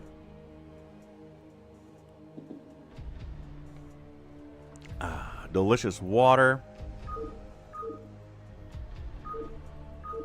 Okay, so what? Happy, what's the latest map name? RJB is definitely stream sniping in this game.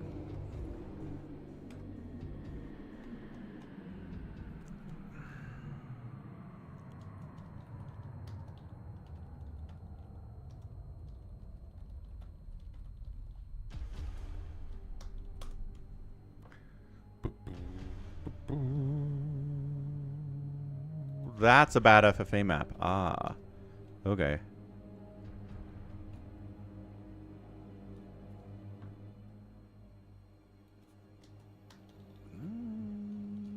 Did we?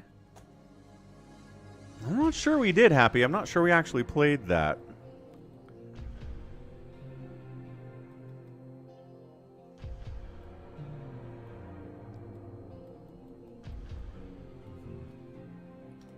All right. Well, in that case, let's do Turbo on Reaction, which sounds insane, but I kind of want to try it. It's a Save Your Sword map. Team Turbo on reaction. I think we have enough people for it.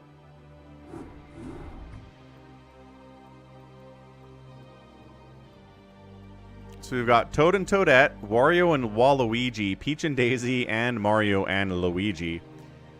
Teams make a lot of sense. Very logical here from Savior Sword. Excellent, excellent decisions.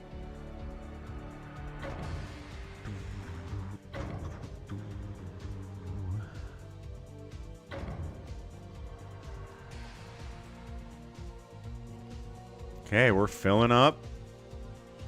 Waluigi is only a Mario Party character.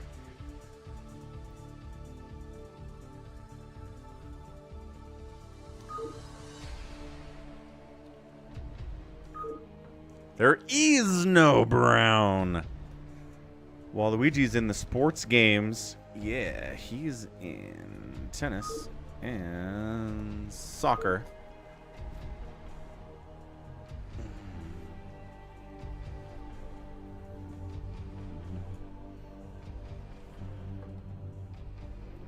I think we just have one more spot open here. If you want to join in, it's just the idea behind Team Turbo is that everything builds crazy fast and is very cheap. So you want to build things quickly. You will be able to build a barracks immediately, basically. You'll be able to get a pool down immediately, right? Stuff like that. So try to keep that in mind. You don't have to save up money nearly as long. You get started very, very fast. I mean, I think we had Afkatinis do a build here last week where he went for like 1,000,000 cracklings at about 3 minutes. It was so fast.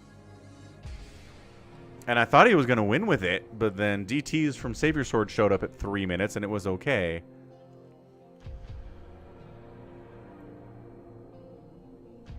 So that was fun.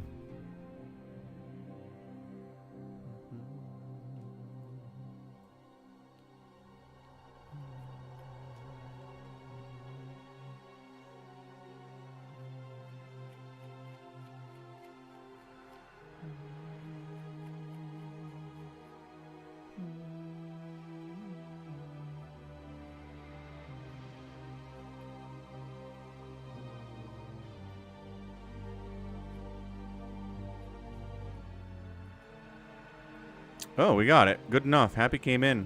All right. GLHF. Yumi, Savior Sword, Happy, Flandy, Rengar, Baby T-Rex, Bazump, Big Crazy. Good enough. Let's go. We got teams out here. We can help each other out. Protoss should not be able to double race, says Happy. Yumi's like, I apologize for being on a team with you, Rengar. Rengar's pretty solid. All right. So we've got teams here. Team Red is going to be Yimi and Savior Sword. Double Protoss team. We got Team Blue. We got Happy and Flandy, who are both Zergs, which is fun. We've got Rengar and Baby T-Rex, a Terran Protoss team. And then Team Purple is Bazump and Big Crazy. It's a Protoss Zerg team. All right. So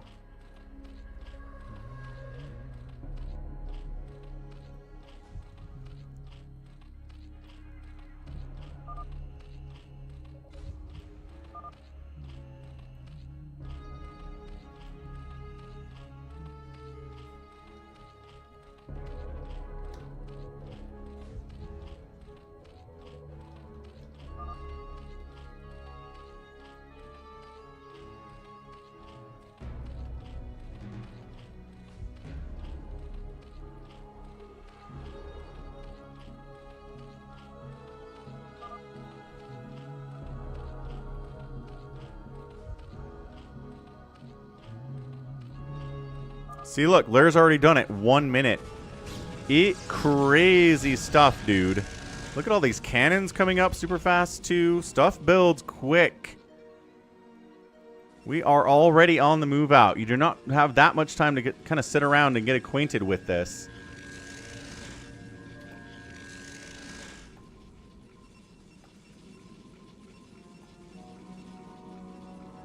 All right, let's get our predictions out there for who's going to win this thing. Team Red, Team Blue, Team Teal, or Team Purple.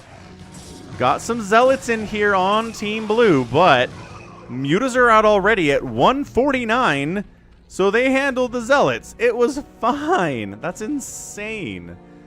I shall return. I don't know if we can do it today. I don't know if we have the time for it. Yo! Muta's counterattacking. Fast Muta's 2 o'clock up here at Savior Sword's base. He doesn't like making Corsairs. And everybody knows that.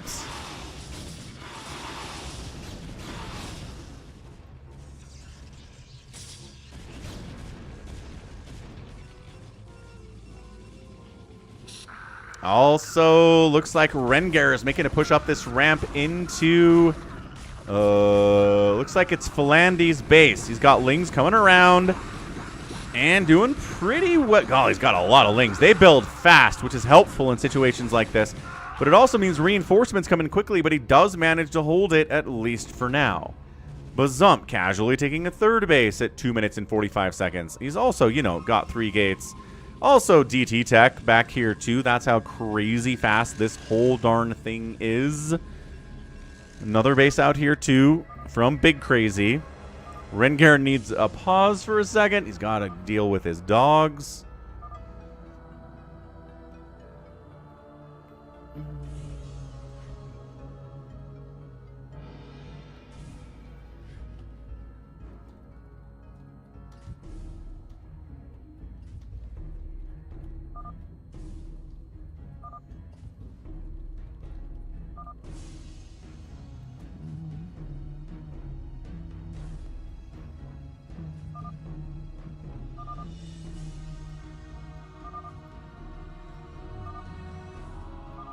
And we're back.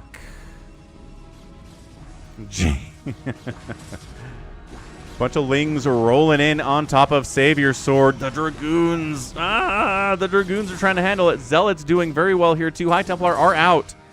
First Savior Sword while we're at it. Lings floating on over, but I don't know if that's going to work out. Will this Nexus die or not?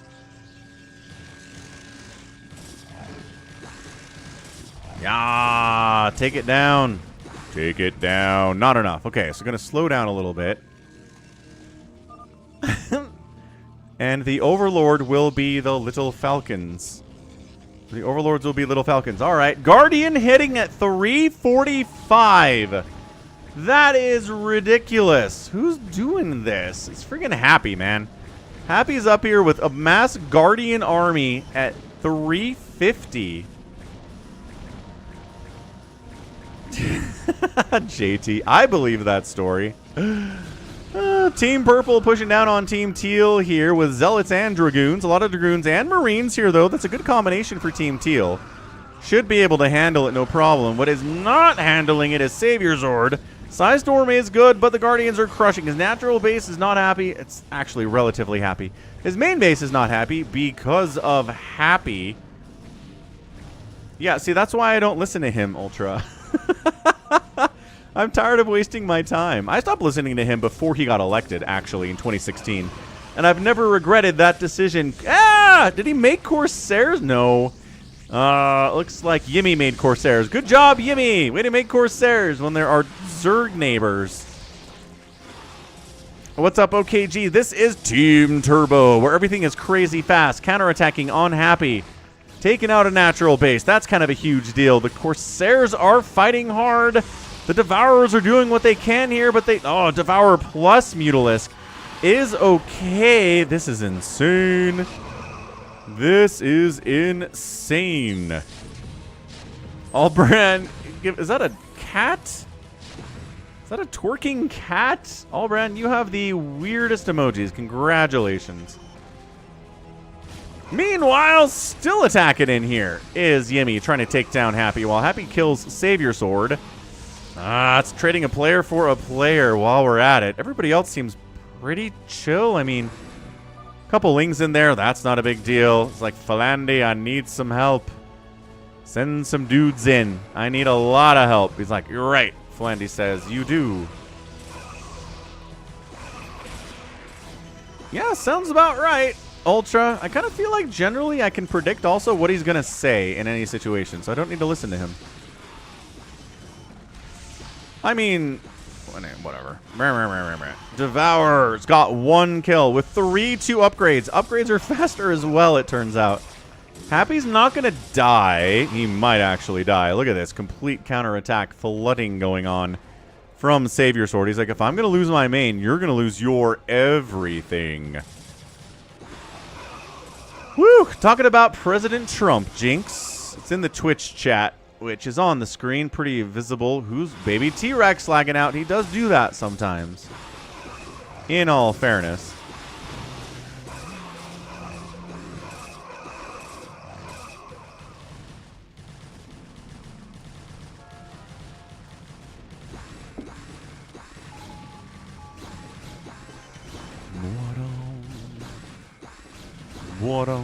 All right. Are these... Golly, the wings. Flandy trying to take down the Nexus, but also kind of getting distracted by this ginormous Yimmy Dragoon army of insanity. Big purple teal engagement down here. Dark Swarm trying to get something done against siege tanks, DTs, Dragoons. Finally, DTs get scanned out and killed. This base dies, but it's a big, scary army here from Bazump. He's maxed out. He and Yimmy are the two players with the most stuff. I think Happy's dead. Yeah, JT, that's the idea. I mean, there's the thing, Jinx. He's second generation wealth. And anytime somebody grows up rich through absolutely no value created of their own, it can really screw with their brains. Second generation wealth is never nearly as successful as first generation wealth for the vast majority of the time. So that explains a lot, I think.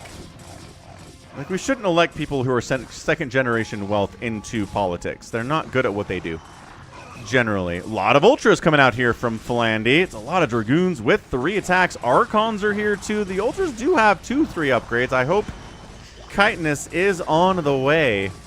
Correct, Jinx. Yeah.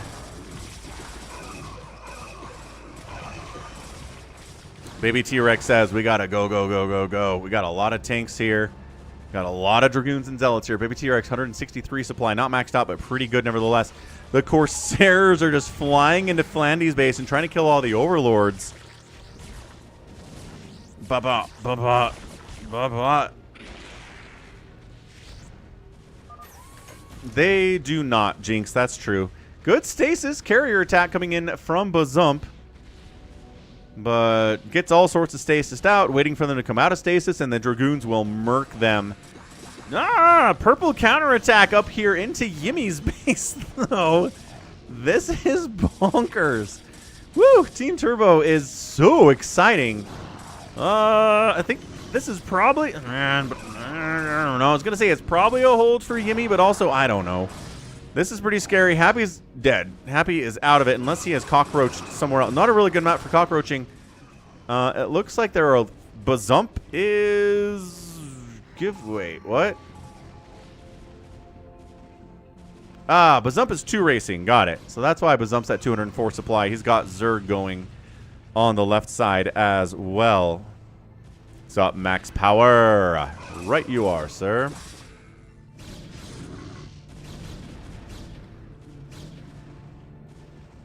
Yeah, Jinx, I try to be fair. It's one of my core principles is I like to treat every situation on its own merits. I like to give everybody the benefit of the doubt. I like to let people's actions speak for themselves on an individual basis. And I do feel like that's a minority way of approaching the world, but hey, what do you do? It's effort I think most people don't want to try to figure out. They don't want to get into that level of effort. It's okay, Ebster. Can't tell you the last time I listened to it. It's probably been a couple years. So new base here from... Is this Happy? Yes. Happy's alive. And because everything builds faster, in Turbo, you can get back from the dead faster than you can in regular StarCraft. Man, the tanks sieging up. The carriers, did they get restasised? There's a whole new group of carriers here.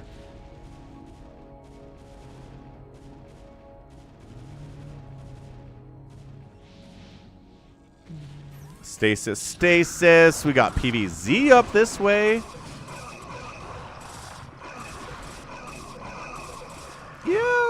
don't know. Are there other countries out there where the majority of the citizenry, like, take a critical eye to everything they come in contact with and, like, try to be fair about everything and not just fall into us versus them style politics? Because I don't know how many countries out there are where the people do that.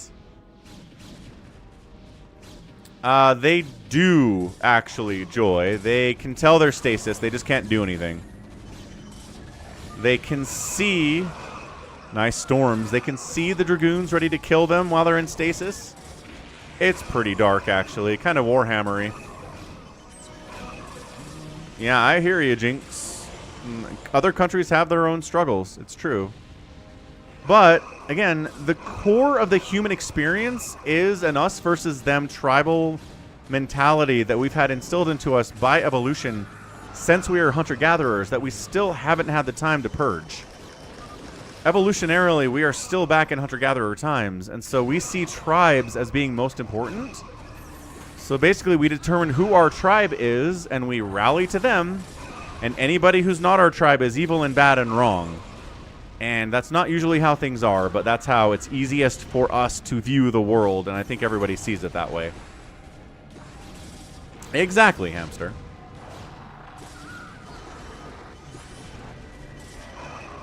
You got it, Joy. I mean, it's so hard to finish people off. Is that a Savior Sword recall? Yep. Savior Sword recalls up here in Big Crazy's base. How did Happy get his main back? Had a hatch.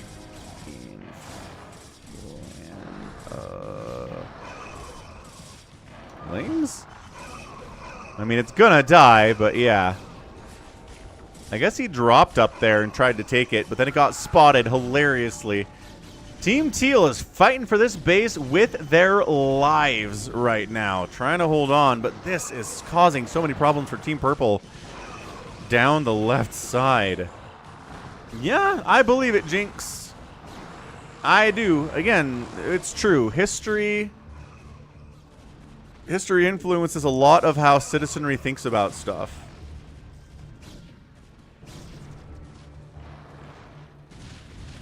Man, that is so many Ultralisks, though, fully upgraded. He is actually going to save Happy's attempt to retake his main base, which is bananas this is happening. Whew.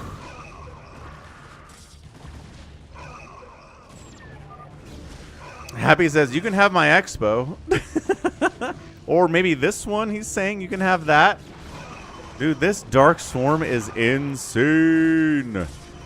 Yeah, and that's the history of Australia as well, Jinx, right? England sent their criminals to populate Australia. That's how it was founded. But you know what I say? I don't care about the sins of the father. I say people are responsible for their own decisions and their own actions and what their father and grandfather and great-grandfather did. I don't care. So what if your great-great-great-grandfather was a degenerate? You decide who you are today. You make your own decisions. You've got your own weaknesses and your own strengths and your own predilections, and you do you. That's what I say. Yeah, he's been... There's Reavers out now, so the time of the Ultra might be over for Team Zerg here. I mean, Team Blue anyway. Big Crazy's in a tough position. Bazump's still pretty big. He's got his carriers, but he's not been able to save his buddy who's getting racked on the left side here.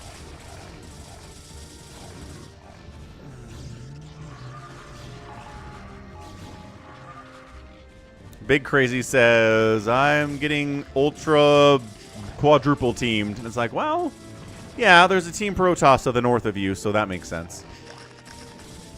Trying to get saved. I mean, if anyone's trying to save you in this map... Oh, good stasis, though. Ah, good stasis, though.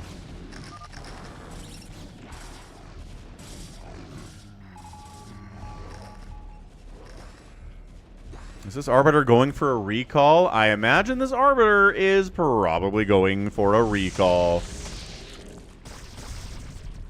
Hey, he got it. And there are a couple Guardians and Devourers here. Oh, Lurkers as well. But, yeah, storm them up, Reaver them down, and you can hold Corsairs come in and deal with that stuff. Overlord's getting sniped all over the place. Can't even see this stuff because the Arbiter's cloaking it unless it gets distracted and chases away. Just no more cloaking field for these guys.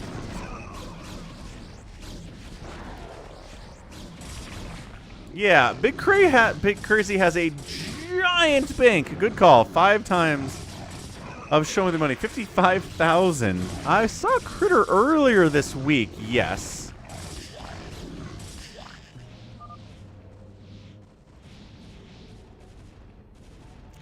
Big Crazy taps. He's just out of it now. He's going to die with the biggest bank of all time in one of these things.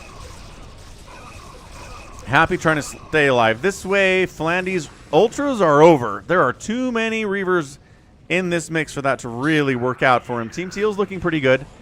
Rengair's not that big, but Baby T-Rex is maxed out on Damek. Again, Bazump was trying to multi-race, but I think those plans have been abandoned. He's just trying to stay alive at this stage of the game, doing his best. Oh, those Reavers getting obliterated there. Not good at all.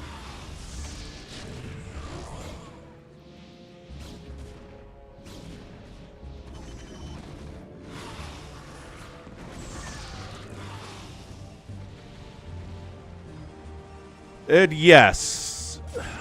You really do need a lot of hatcheries as Zerg in Team Turbo because Larva doesn't spawn as fast as everything else builds, and so it's hard for you to spend your cash without a ton of hatcheries.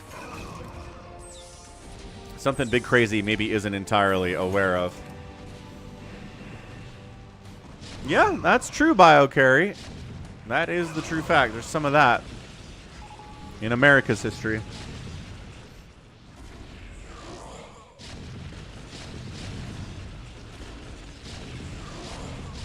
Psystorm gonna try to take these tanks down, but once they're on your front doorstep, it's really hard to deal with.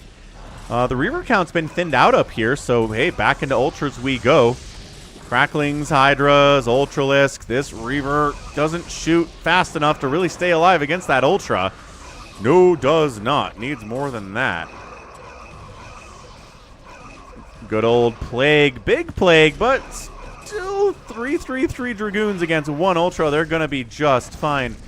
Carrier's getting chased by a Mutalisk Devourer army from Happy. He talked about this in the free-for-all last week. He said that you need... Also, I guess a recall happened down here. You need Mutas and Devourers. Oh, mind control on the Ultralisks. Savior Sword says, you brought me tier 3 units to play with. Thank you so much, Flandy. And he took them away. I think Bazump might just be dead here.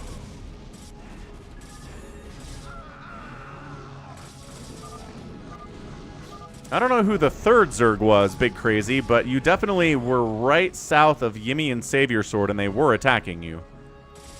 Who was the third one, though?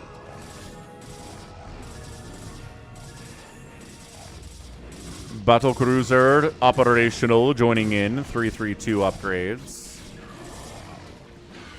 Carrier Fleet coming to finish off Philandy. Happy's back up to 154 supply. Like, Happy is just back up. He was murdered. He's back again. I told you it's fast in Team Turbo. I told you. I don't know if Bazump can stay alive. Carriers are good.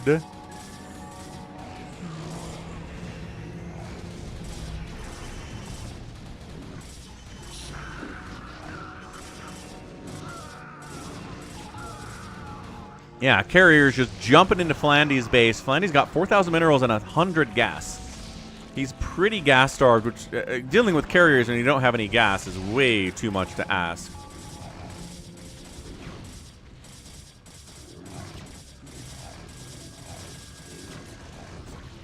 Happy's back to murder Savior Sword while Savior Sword is actively trying to murder his teammate, Philandy.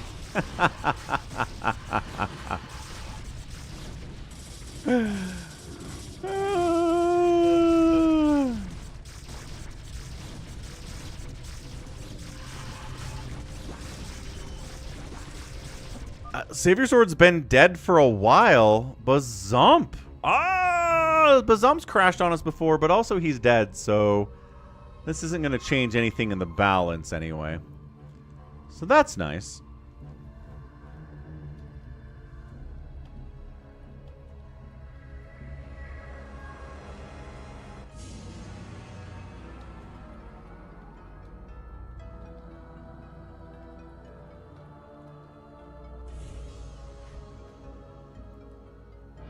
Bazump, what happened, man? Your computer die?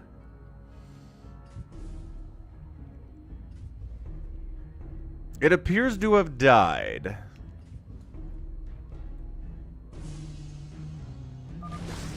Alright, so Bazump is out. Team Purple is out of it. We've got Happy trying to kill Savior Sword while Philandy is dying. Team Teal's probably the favorite here. Both players are maxed out. Well, that's not really the truth for anybody. I guess Team Red is pretty much there.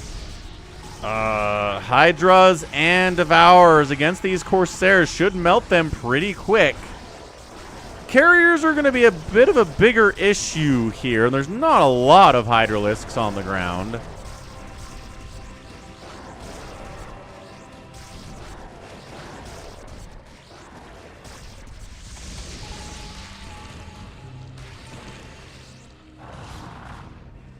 Team Zerg, uninstall.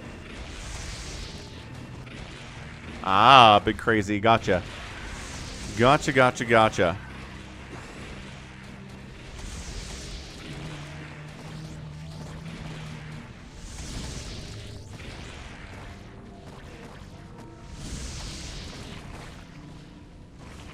Carriers against Dark Swarm and Plague are kind of tough. Happy knows how to defend against this. Philandy struggles.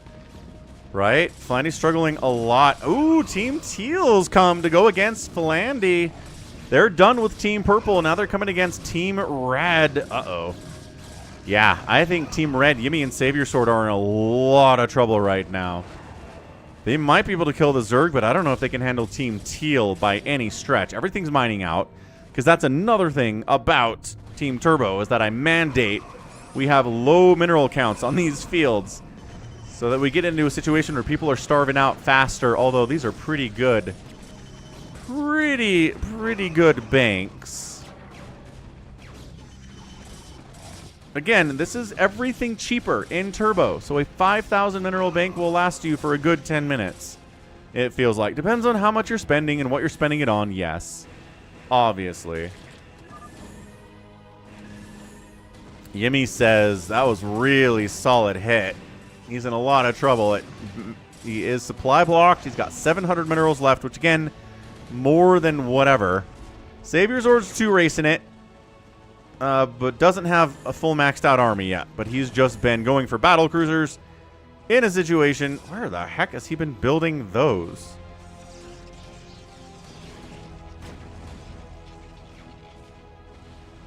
Did he steal them?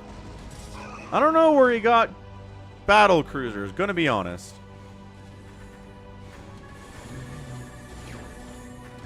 Okay, good stasis on Savior Sword's carriers there. A lot of Goliaths ready to go. 0-0 BCs aren't going to trade very well against 3-2 Valks and 3-3 Goliaths. I mean, sending them down here.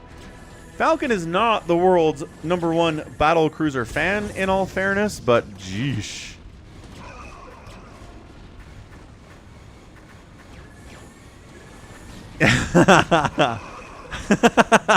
I mean, no, Valkyrie shouldn't be able to do that against battle cruisers, but when they have +3 and the battle cruisers are 0-0, it kind of works surprisingly well here. And these carriers have upgrades, but Goliaths with upgrades counter them pretty ably. Savior Sword is alive and rebuilding with his bank. Philandy doesn't have much of one, but he's rebuilding as much as he can too. Or Yimmy, rather. Philandy's rebuilding over here. Sort of. I guess he's more up this way doing stuff than really doing stuff in his main, but he should be using his main for stuff. I just kind of feel like a mass crackling attack up here would probably finish off Savior Sword. Although, looks like Rengar and Baby T-Rex are doing that on their own anyway. Team Teal. What's up, Aru? Welcome back. Good to see you on a late stream for your Saturday.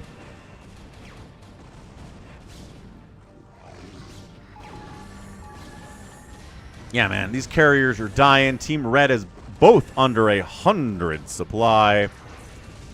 Everybody dead. And up here not looking good either. So this might be a Team Blue versus a Team Teal finale. But again, it's hard to finish someone off just because they can build defenses so well.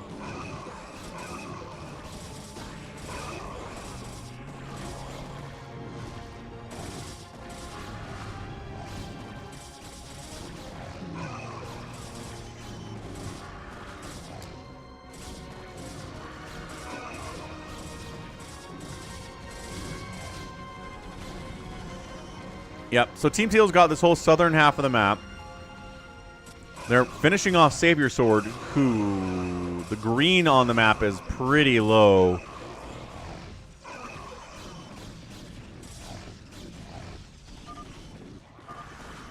Baby T-Rex says, let's take down Flandy? I don't know. I'd finish off Team Red first. I don't know about splitting your attention between two separate armies, but okay. They're going to give it a try.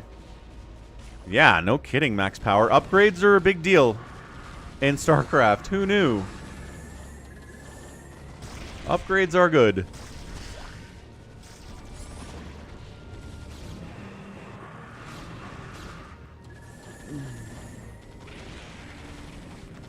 Flandy is in trouble, but again, he's mostly up here anyway, but he's, I don't know. You've got 100 Ultralisks, and some of these are Plagued Goliaths. So they should go down pretty easy, but man alive. This positioning for the Ultras is so bad. Yeah, he's like, you come up the ramp, and I'll deal with you there. So Savior Sword is here and here.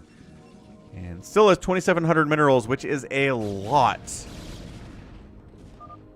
Yeah, ignoring upgrades is bad in StarCraft. Ooh, ghosts down, but you gotta live and you gotta learn, don't you, baby Ebster? You gotta learn the lesson that upgrades are good. The Ultras are at full upgrades, yes, Joy. But the positioning was so bad. And Goliaths with full upgrades, they do hit hard. They do as much damage as a stimmed Marine does.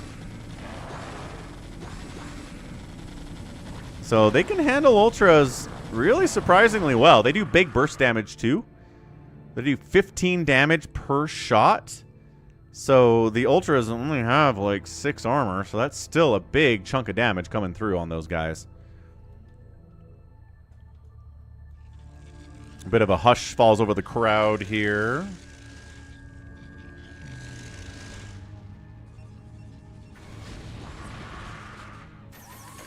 Bit of a drop attempt down that way. But that gets shut down by, I mean, everything teal here at the moment. Oh, you just, look at these Valkyries melting those Overlords. I don't know if you're supply blocking Flandy. Flandy's raging. Oh, for a second there he was worried. Now he's raging. Does he have detection to kill these carriers? It'd be nice. It'd be nice if he did, but I'm not sure that he does. So he just kind of sits here not attacking that carrier, which, I mean, bring detection with you is what I'm into.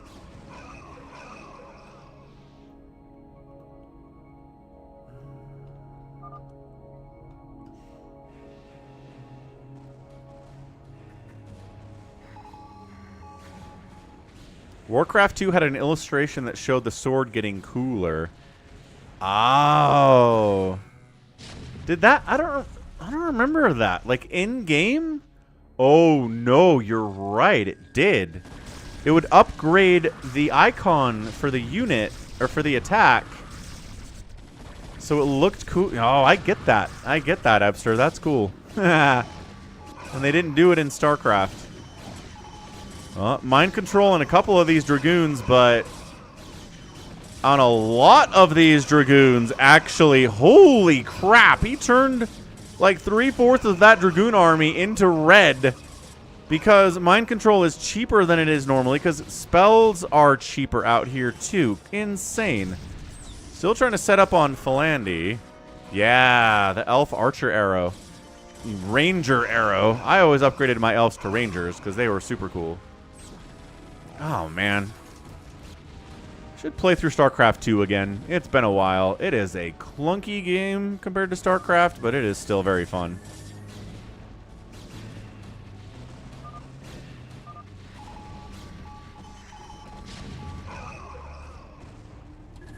The...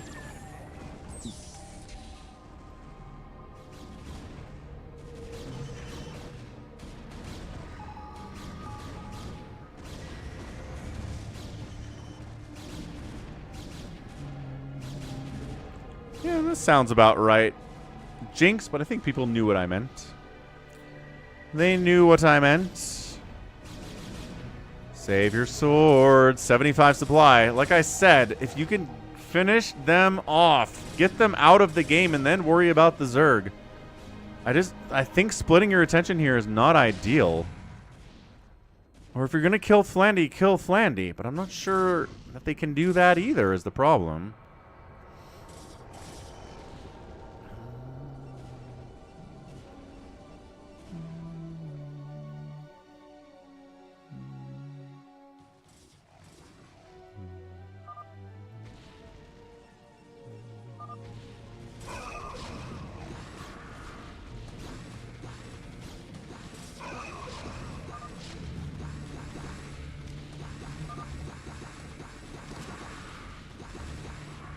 Yeah, Axe Regeneration is good, but like nothing's better than Blizzard from the mages in Warcraft 2 or Bloodlust from the Ogre mages.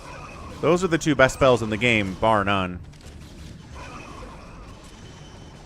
Yeah, not wrong about that, Joy. I hear ya. Big engagement. Once again, the mass mind control is taking Goliaths from the front lines and causing major problems. Getting close enough to deal with the tanks as a Dark Archon, however, is another question altogether. Oh my gosh. How did he...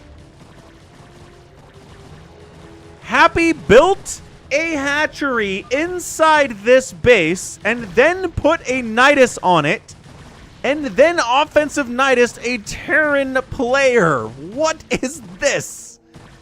This is why we play these games. That doesn't make any sense. But that's what UMS is all about, man. Look at this. This is the Zerg version of a recall. He's way behind enemy lines. Teal's pulling back. They're like, wait, what? How'd all this happen? Appy's like, ah, ha, ha, ha. Yo, what a game. Yimmy is about ready to tap out.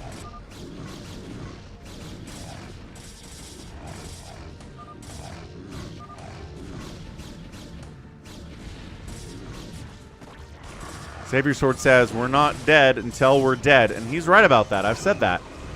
Especially in Turbo, you're not dead until you're dead. Everybody's got a big bank to work with.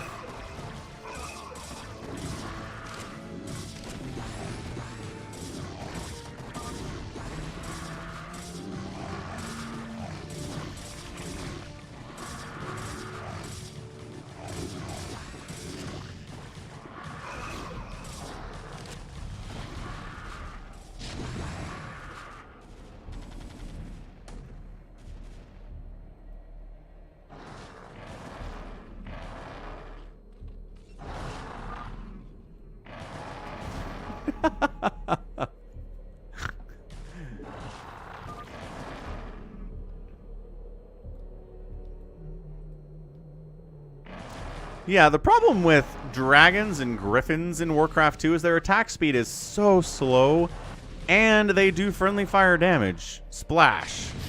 So, it's tough. Like, they're really expensive as well. They're just, most of the time, not very good. It does bio carry. It definitely does. Yeah, if you throw haste on some dragons... True facts. Again, a big problem with griffins and dragons is that they're slow. If you can attack, if you can increase their attack speed, it improves them immensely. Definitely. Look at how much damage that one offensive Nidus did to Rengar's base. Just wrecked it. Yeah, I mean, Happy's running all over the place here, causing issues. Flandy's all in this mess as well. Ooh, yeah, haste and unholy armor. Good times in Warcraft 2. Good times for sure.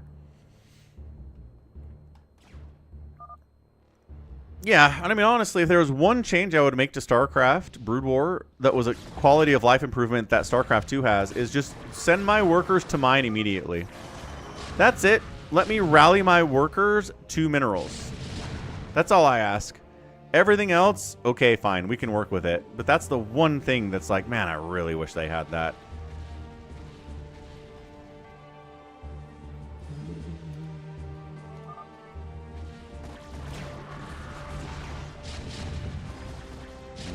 Polymorph's always good. That's a true fact. Yep, smart spellcasting is nice. They introduced that in Warcraft 3. Nice little Maelstrom on these Zealots. You don't see Maelstrom on Zealots very much, but it's pretty useful. I guess it was Maelstrom on the Lings more than anything else, but it did catch the Zealots as well.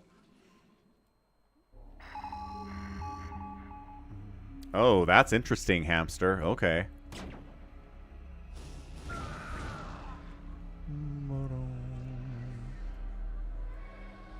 That's true. Medic autocast was the introduction, but it's the only autocast in the entire game.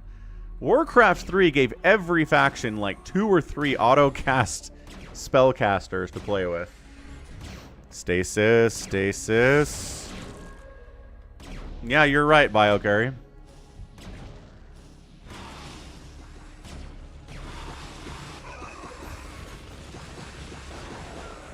Alright, got a TVZ down this way. This. A lot of it's happy. He's kind of here to fight against an air army, but maybe he has enough mutas and hydras to deal with this ground army of Rengar while he's at it. Rengar down under 40 supply, struggling mightily to hold on. He's got a halfway decent bank. Hey, what's up, Project Games? I know. I had to schedule a stream this late because today's been so crazy, but we're here. I said we had to do StarCraft, so we're doing StarCraft. Anyway, these mutas have 3-3. The Goliaths have 3-3.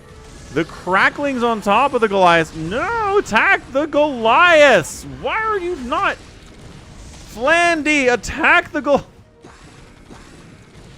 Flandy's like, I'll help my Mutalisk friends. Woo! And then he like goes and attacks supply depots. It's like, dude. No. Can't be doing that. Another recall up here in Yimmy's base. Yimmy is out of cash. He has no more income. Savior Sword is trying to hold on in this position as much as he can, but he just got like double recalled. His carriers aren't doing much.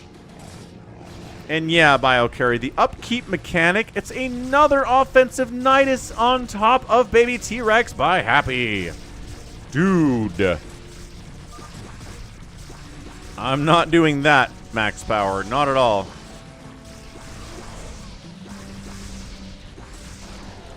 Yeah, BioCarry. Like, the Giant Grant Games did a big, like, 4-hour retrospective. Oh, man. Baby T-Rex taps out. Yimmy GG's out, too. Like, how much he loves Warcraft 3, but he said upkeep sucks. Like, whosever idea it was to introduce upkeep into the RTS Blizzard formula in Warcraft 3 is dumb and bad, and they should feel bad about themselves. So, yeah, upkeep is bad. Obviously, they got rid of it for StarCraft, so they never did it again for another RTS. Actually, no, StarCraft was first. I'm an idiot. They never did it again for another RTS because they never did another RTS. That's what I meant to say. So, it looks like Happy's going to win this thing. This is nuts. Happy was dead. Like, I cannot emphasize enough to you how much Happy was dead. Savior Sword and Yimi had killed him. But the recoverability in Team Turbo is like no other game, no other type of free-for-all that we play. And so he just got back on his feet. Spell casted really well. And was able to win it out. Absolutely insane. Yeah, Project Games, you're not the only person. Don't worry about it. There are thousands of people who watch my videos and never thumbs them up. It's fine. Don't you worry about it. And yes, upkeep is taxes, Ebster. Not wrong.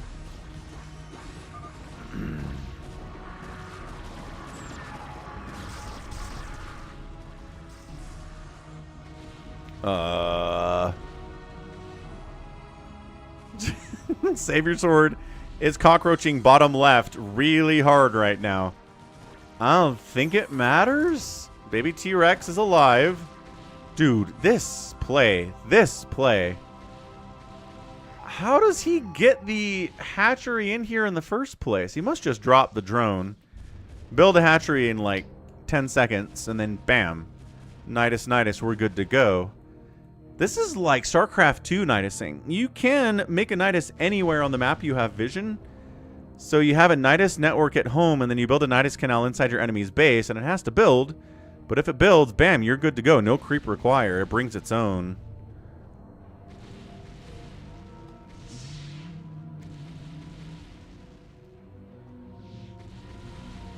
I always like YouTube videos because it helps me keep track of what I've already watched. If YouTube's like, here, watch this video, I'm like, have I already watched it? And if there's a like there, then I have. Mind controlling individual Hydralisks. Savior Sword's having a great time with these Dark Archons, man. Really fighting hard. Big Crazy dying with this much of a bank is massive. Massive. That's right, Ebster. That's the only reason. I would have banned you years ago. Except you like my videos. Savior Sword taps. I think that's it. I think Team Blue, Team Zergy has it. Insane. Insane. Savior Sword got eliminated. I was going to say, Savior Sword doesn't tap out. Savior Sword was eliminated. And Flandy and Happy together are maxed out. Together. They just got to deal with this really turtled up Rengar, and he just GG's out. And Team Blue, Happy and Flandy get the win. Absolutely insane stuff. Really, really, really good stuff. Man alive, that was fun. Again, I cannot emphasize how much Happy was dead there. Happy was super dead. But the survivability, the recoverability, the resurrectability is beautiful in Team Turbo. Yeah, Joey's like, we were talking about Zerg being nerfed. Rengar says, how did I get the best score? Siege tanks are good. I think that's basically it. You killed a lot of stuff, mostly. 2-to-1 kill death ratio is not bad. Let's see. Flandy struggled the most with it, but he's a Zerg player. How'd Happy do? Not bad. Still pretty bad, but again, Zerg player. And Rengar outspent everybody, too. Where is...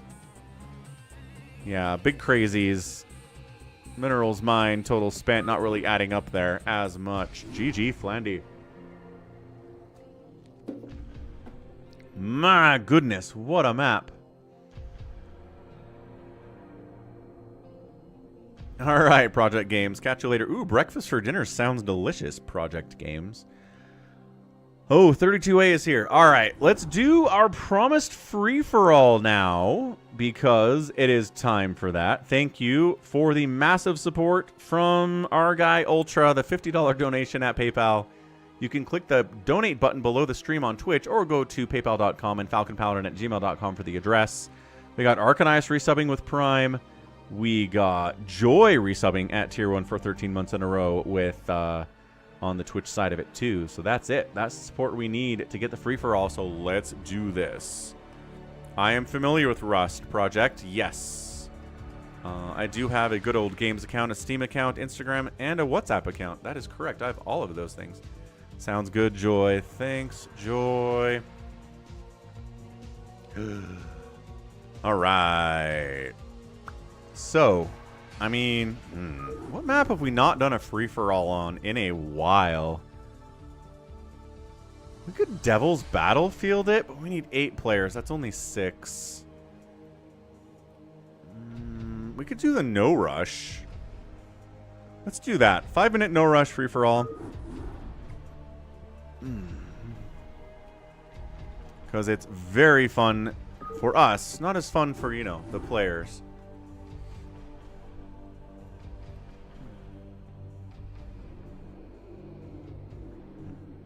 Sounds good, Yimmy. And no, I haven't played Rust. I'll be right back, though. Let's get these players in. Don't go anywhere. I'll be back in 60 seconds.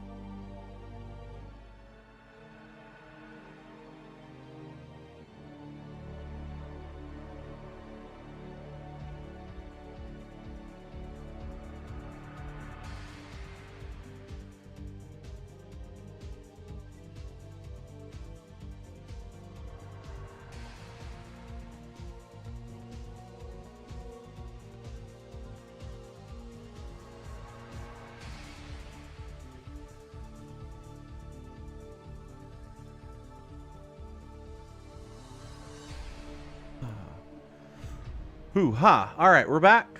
I don't know how long that was. I didn't have a timer running, but we are back. So, what do we got here? Who do we got here? We got Savior Sword, Bazump, 32A Max Power, Rengar, Baby T-Rex. Good enough. Somebody might have some free spots. Let's go. Bonk. That's right, Project Games is speaking truth out there. He's dropping truth on us.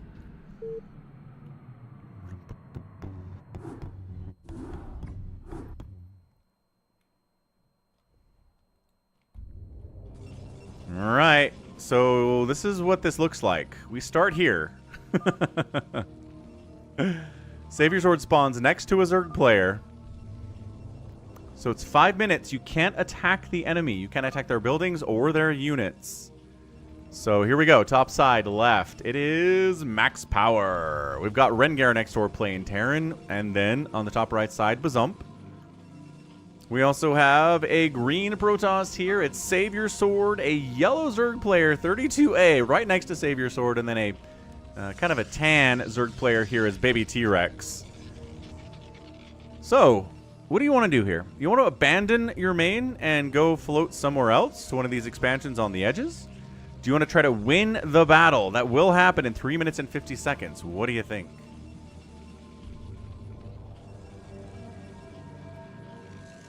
Yeah, 32A is going to move out and expand. He might just be abandoning this entirely. So look, the problem with abandoning your main is you have this sweet little fastest map mineral set up.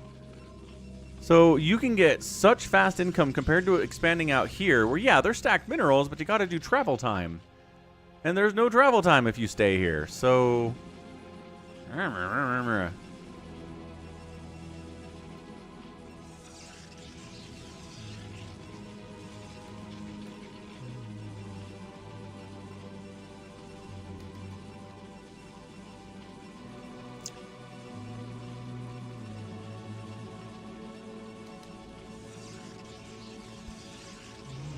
Alright, let's get those predictions out. What do you guys think?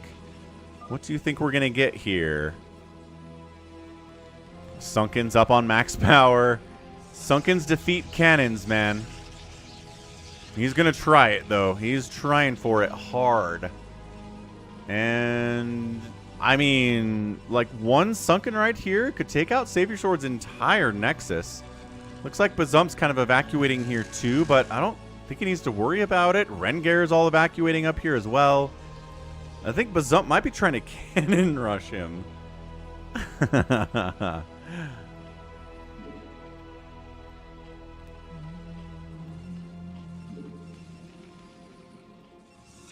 1:45 left until the timer runs out. Someone's like max power might just be dead here.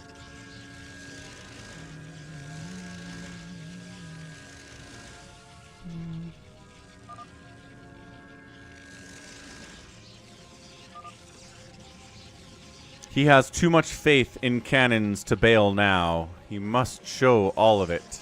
All of the faith that he has.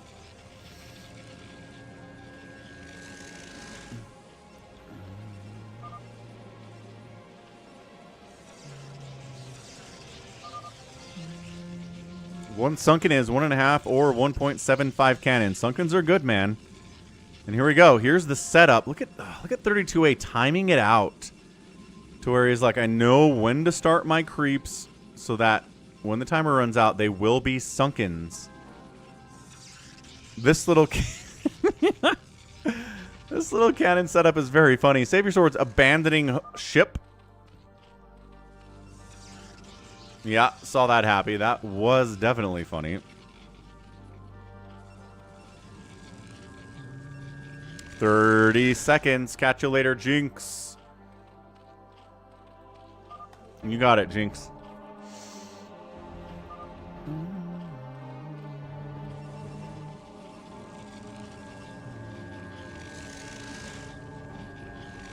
So here's our engagement. What do we got?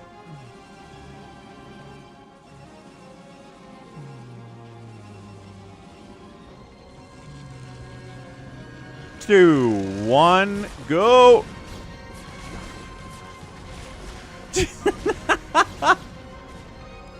It's so dumb. Oh, it is so dumb.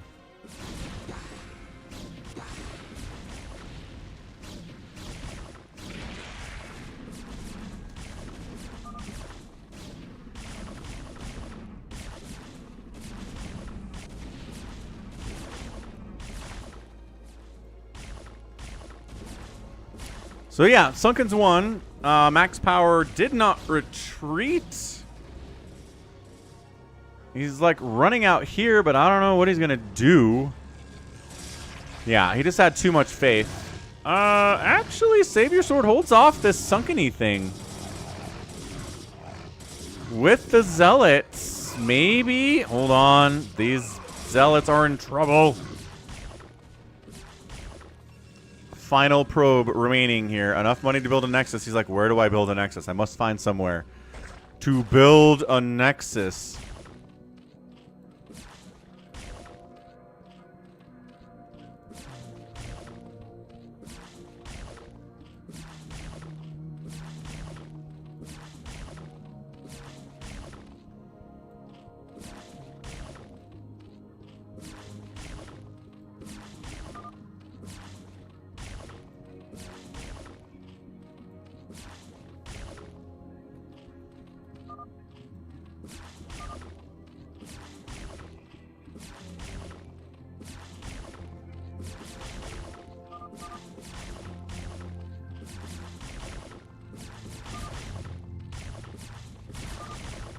Alright, so he's out, but he's down here. He's alive. So the only people that are holding on to their mains, max power taps, is Baby T-Rex. But he's getting sunken pressured, so that's not happening. It's only 32A. But he had to invest a lot into Sunkens to get rid of Save Your Sword and get rid of Baby T-Rex here, too. So his economy's not very good. He doesn't have exactly a ginormous army going on. Bazump's the biggest player. Actually, Bazump still has his too. I forgot about that. So Bazump and 32A, the two strongest players in playing in general when it comes to standard, you know, this general, everything's the same. There's a weird timer, but like nothing builds fast. There's no special units or special abilities. The outside is not locked off during the countdown. And in fact, Bazump came out here during the countdown. That's why he has all this stuff already. So, I mean, parking siege tanks up here and going to town on this would be pretty strong by Rengear. Let's see if he can pull that off. Remember when I was like 32A is not very strong? Yeah, this is what I was talking about. Save Your Sword is going gate-heavy zealot stuff on him. Trying to shut him down hardcore. Sunkens are coming up, though. Sunkens and Lings against zealots do pretty well. And yeah, Baby T-Rex is up here trying to rebuild his economy. He's got 4 drones left. He's at 5 total supply. He's in trouble. If Rengar just pokes over there, that's a dead Baby T-Rex. But he's really focusing on taking down Bazump, which is interesting. Happy notes that 32A is not mining a lot of gas. He's mining some gas.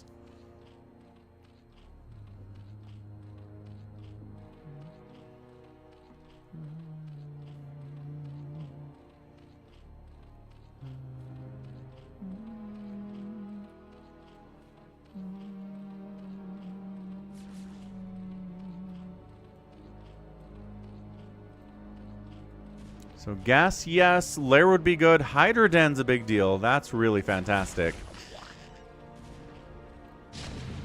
Overlord from 32A checks that corner. Siege tank. There we go. Yeah, Siege tank's firing. There's a turret, DT. Get out of there, man. Yeah. DT's going after turrets. They do snipe one. Bazump on the counterattack, bringing DT's invisible men into Rengar's base. Can't be happy about that one at all. Not even the tiniest bit happy. I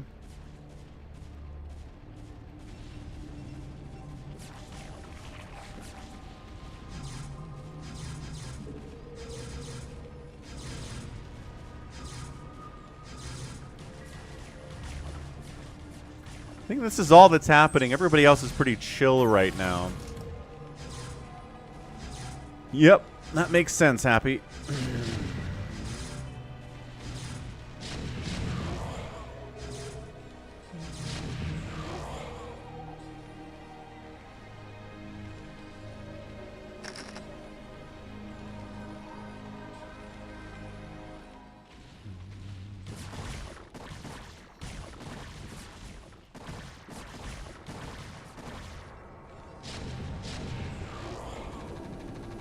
Big attack. Bazump attacking into Rengar's position. There are siege tanks and bunkers here, but I mean, he's just kind of getting rid of this position that can threaten his main base so hard. So he does take the bunker down. He's going after tanks. Trying to get friendly fire. Tank splash. Can't quite get it. Vulture helping get rid of that DT as well. Very nice Vulture play here too from Rengar. Staying alive. 32A expanding. Spreading creep. Taking basically as much of the middle as he can here. Pretty scary stuff. He has a plan, and he is following it.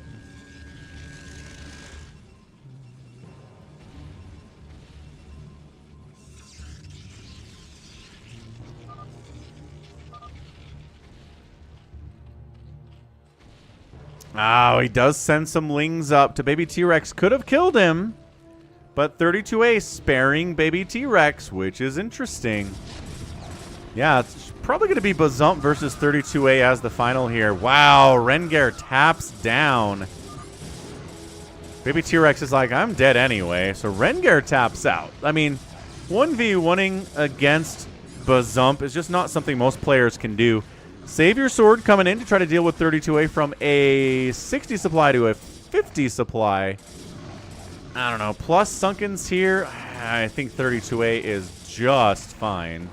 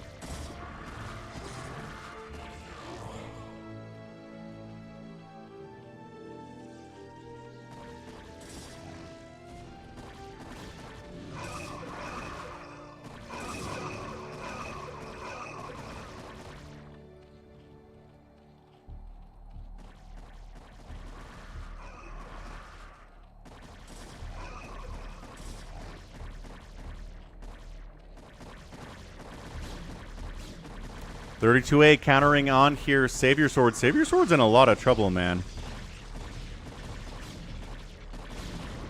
I'm not an adorable VTuber, though, EB. Adorable VTubers can do things that I can't do. Bazump is hitting 32A while he's trying to finish off Savior Sword. Savior Sword does have Storm, but how much of it does he have is the question right now. Bazump is up to 157 supply. 32A is at 80. It's Hydras and it is Sunkens defending the day right now. Psystorm's going to be really, really good. Bazump is big, though. And if he focuses everything he's got, he can pull it off, man.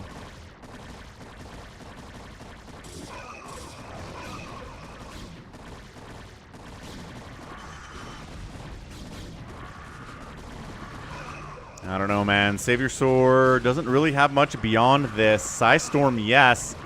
Not that many cannons, not that many zealots. This guy, gets stuck coming out of the gateway on the bottom. Psystorm lurkers burrowing in. I don't think he's got an observatory. The cannons are the only detection present. So if he can kill those cannons, he can get the lurkers in and really shut this thing down. But Hydras are dying. Hydras are dying a lot here. Plus, I think Bazump is threatening 32A immensely as well. So that's really distracting 32A quite a bit.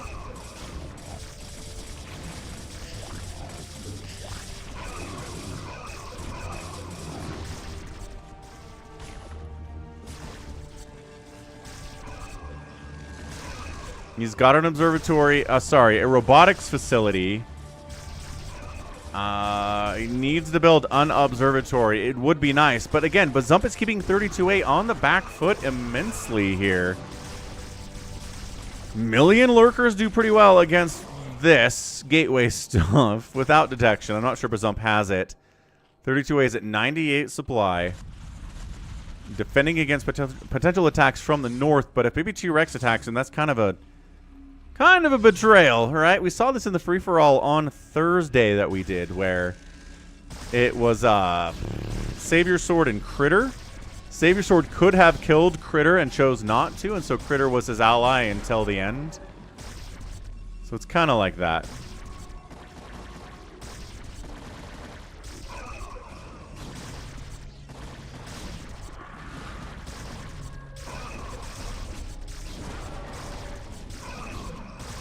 Hydras are back.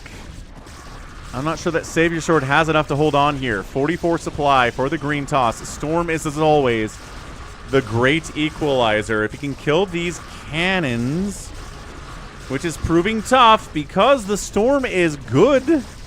12 kills on this High Templar. 9 kills on that one. He's just focusing cannons because if we do that, the lurkers get up here and shut everything down. Right? There's a DT here. He dies. Yeah, Cybercore is down. And I think that is going to be it for Savior Sword. I think he's just getting overrun at this point. Too much. Nexus down. Enough money for a new one, but where is he going to go? 32A also pushing on Bazump. Bazump thinking about expanding this way. Might attack into Baby T-Rex, who is really not ready for that to happen at all. Like, not even close.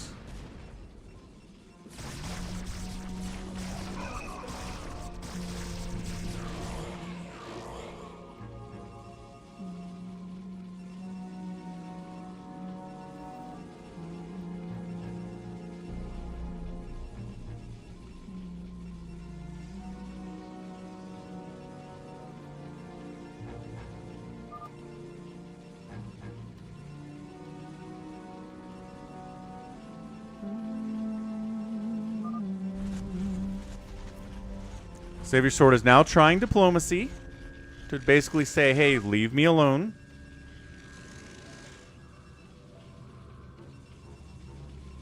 Bazump is maxed out, man. He's getting D-Web.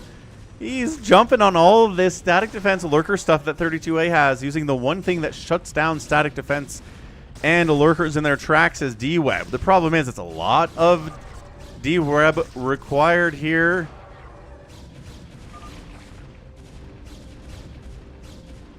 Baby T-Rex is distracting Bazump up this top side while he's trying to deal with 32A, so...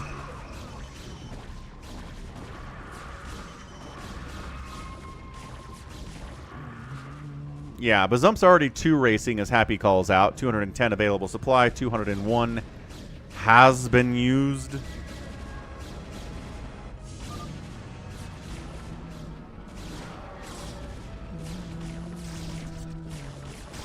Sabersword asking who is biggest. That sounds like a thrilling stream, Ebster. Wow.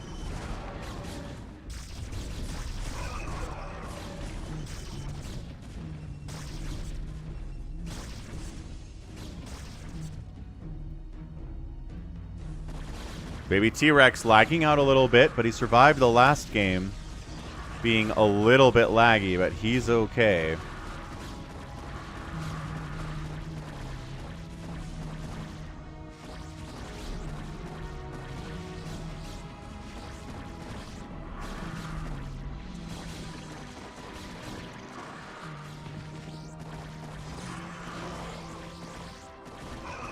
Yeah, Bazump has to deal with this. This is incredibly annoying. Yeah, shuts that down. Well, Nexus dead. I mean, he's putting a thorn in Bazump's side here. And now 32A is hitting him at the same time. So it's kind of like dealing with 2 Zerg enemies simultaneously, which is not a lot of fun.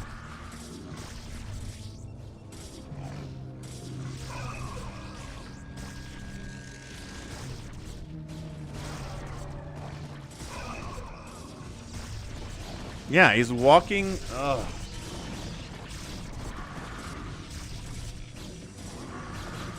He's walking Hydras into the D-Web to attack. And new D-Webs are being tossed down as well, in all fairness.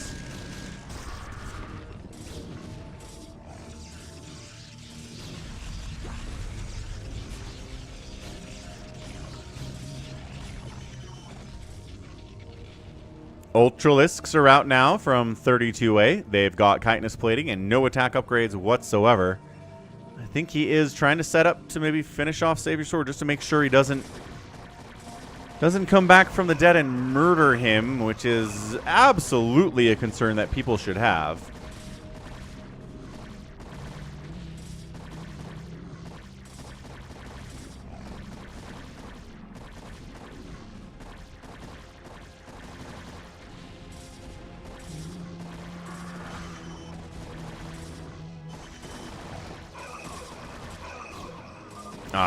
Maelstrom on the Hydras. Does he bring detection with him? Another huge Maelstrom. Corsairs try to snipe. They do snipe out the Overlord. Okay. Now that means the DTs are being dealt with. Wow. That was fantastic. What great Maelstroms. He decides to leave Savior Sword to be a problem. Again.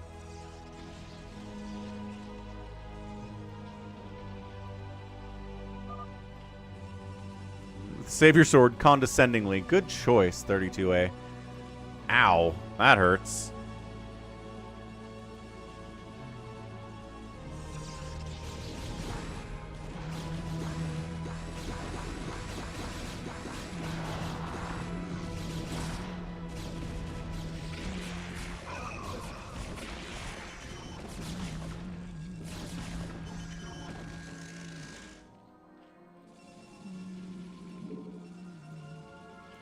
Ultras have upgrades yet? I mean, attack upgrades. They don't have attack upgrades yet. No.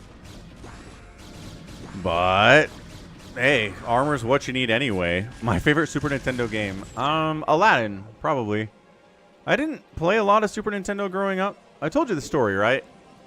During, like, winter vacation and stuff, my mom had to deal with us kids where if we did our chores really well for a week, and without complaining and stuff, then we could rent a Super Nintendo from the local Blockbuster. And like 2 or 3 games. So we would have a console in the house for, you know, 2 or 3 days.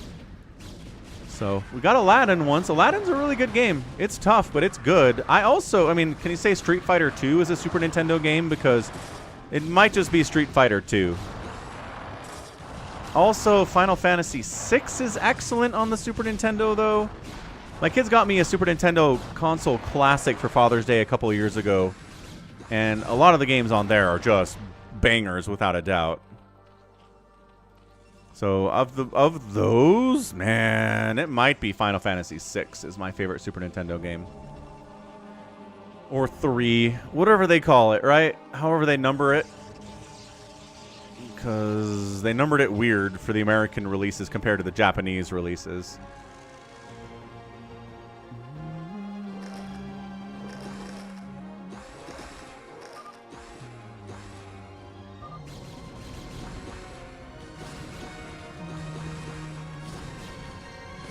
I've never played a Civilization game in my life. I shall return. Not once.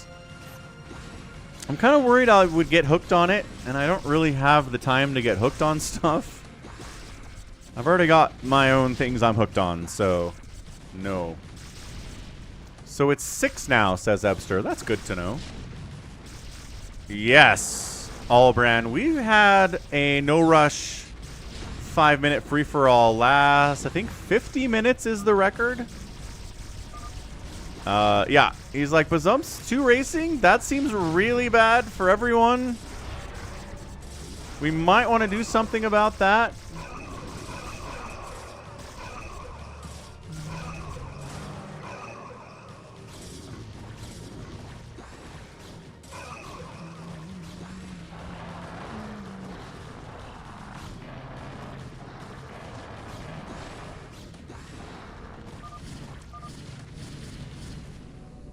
Hooked on Phonics. That's another ad that is stuck in my head from the 90s that I haven't forgotten. Hooked on Phonics worked for me. Like, that's it. That's what they'd say in the ads. And I was always like, I don't remember not knowing how to read. So this doesn't apply to me, but they sure ran the ads a lot on kids programming. What's up, Daniel? Happy late Saturday, early Sunday, StarCraft. Rengar, yes. Which is why you shouldn't tap out against an enemy Protoss until all your SCVs are dead. Because they will 2-race with you if you're not careful. Here we go. So 32A and Baby T-Rex are allying with each other to take down Bazump, who's ginormous. Bazump has a lot of money, but I'm not sure he has the ability to handle 2 armies, 2 separate Zerg armies coming at him. 1 Hydras and 1 with Ultra Hydra crackling. Welcome back, Falandi. Yeah, no, good game. You did a good job out there, too. Good job working with Happy to win that thing. Jinx was asking Flandy if you're on, like, Battle.net and Steam and some other gaming platforms, and so I said I would ask you, and then I guess you can tell him tomorrow at the stream.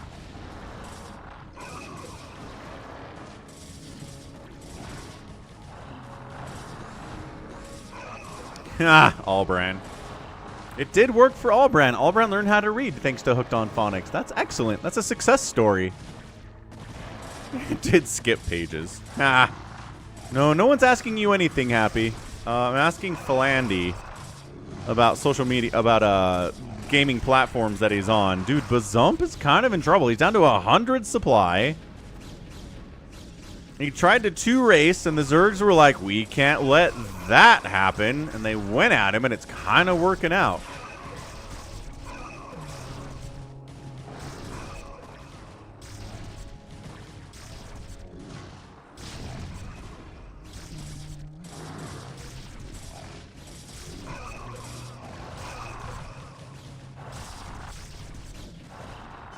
Yeah, I don't know. Bazump has a lot of his supply in Corsairs, which doesn't help against a Ultralisk army all that much. I mean, you can disable them. What's up, Joe? No, it is not. It's a 5-minute no-rush free-for-all. I mean, what the Corsairs can do is keep DTs effective against these Cracklings and these Ultras. They're a +1 attack on the Ultras now, which is nice. Look at all these obs that he's got, too. So much of Bazump's army is in obs. Baby T-Rex, you gotta keep going, man. Bazump is not dead yet. You have to take him down if you want to take him down. If you don't want to take him down, that's fine. And I'm just saying, you can't just sit here and wait.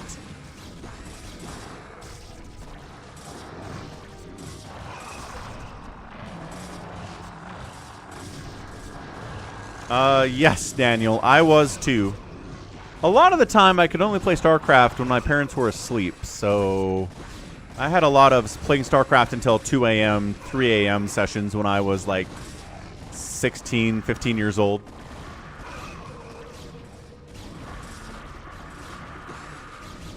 Wearing headphones. No, I shall return. Not at all. Again, my theory about this is that they won't recognize that universal basic income would be good for us as well as good for them until a lot of people have died. Until, like, a lot of people have starved to death. A lot of people are unemployed and rioting and protesting and burning cities down. And then maybe at that point they'll recognize that they need to keep the game going and they will accept UBI. But they're not going to proactively set it up. There are people who are going to talk about it, but the people in charge are dumb. And they can't see the future. They can only react to the past. And so I could be proven wrong. They could totally figure it out. I don't think they will be. So yeah, Baby T-Rex and our guy 32A teaming up to take down the hated Protoss Bazump, who tried to 2-race, and everybody freaked the heck out and jumped on him. Like I said, they don't. I shall return. A lot of people die. I did say that, right? A lot of people die. And then they figure it out. That's my theory.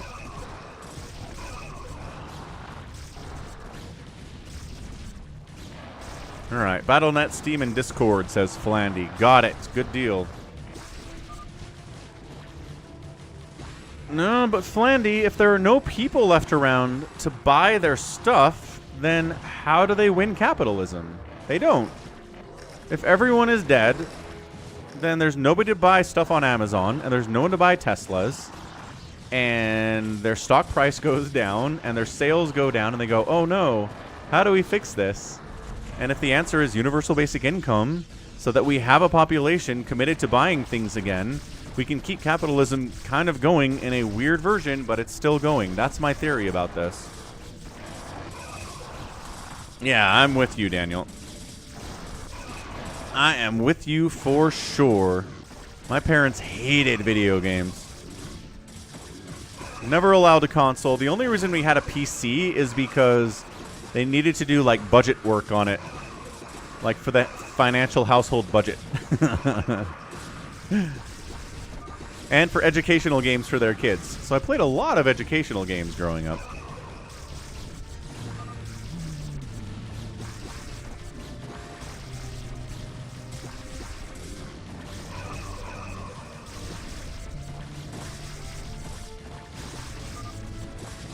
And wow, Bazump GG's out of there. Yeah, I mean, he was huge, but he wasn't 32A and Baby T-Rex huge. He couldn't really handle two pretty darn good Zerg players coming at him.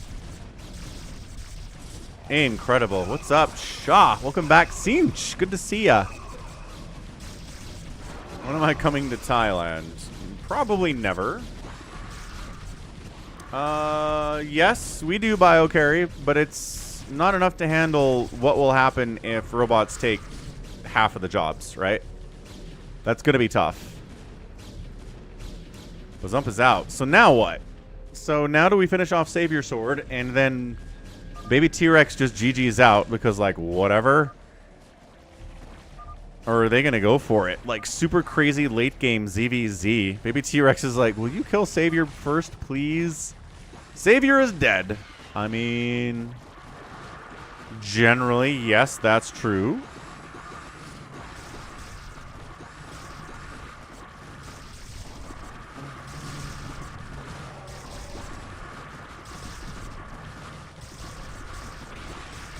And, like, unemployment only lasts for so long. I mean, they just don't have a system set up to be like half the people are unemployed and cannot afford houses or food. So, it's gonna be bad, is what I'm saying. Savior, that is true, BioCarry, but I think this time he's no, he's rebuilding his base. Look at Savior Sword. I'm dead, he says. Rebuilds a Nexus. Maybe I can get an army up while you're busy taking down baby T-Rex. What a dishonorable Protoss Savior Sword is sometimes. 'Tis the nature. Scourge on Guardians, not something you see a lot unless you're on the Falcon stream, folks. That's where the weird StarCraft is. The late game ZVZ, where it's Ultras, and it's Defilers, and it's Guardians, and everything else. No, I shall return not common. It happens, and it happens a lot. I mean, I don't know how much a lot. It's tricky to say without actually being there, but the videos aren't lying. Sunkens are dying. Good morning, Captain. Our long voyage from Earth is over, and we are holding a stationary position near the borders of Dominion space. Hey, thanks for subscribing, Piero. Piero Stefano Diaz Estrada. I like that name. That's a good one. Classic four-name Hispanic name is good stuff. Lurker versus Lurker. I think some of these... He's like, he's alive. Baby T-Rex rats him out. Alive but no army. Well, he could build an army because he rebuilt his Nexus 32A. Man. I like your style, friend.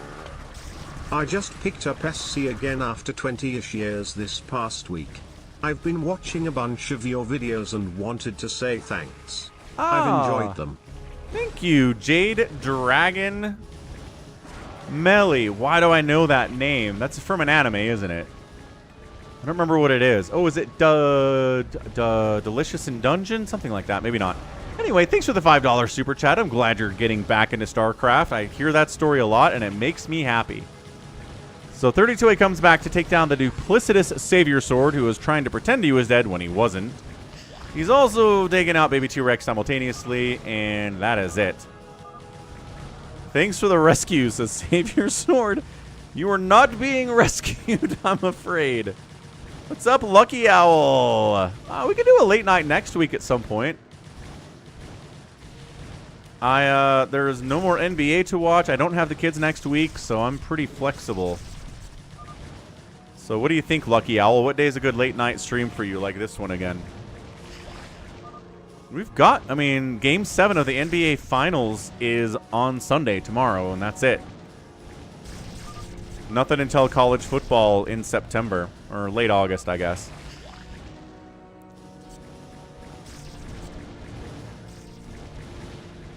Savior Sword's got a pylon. I think that's all that's left for him.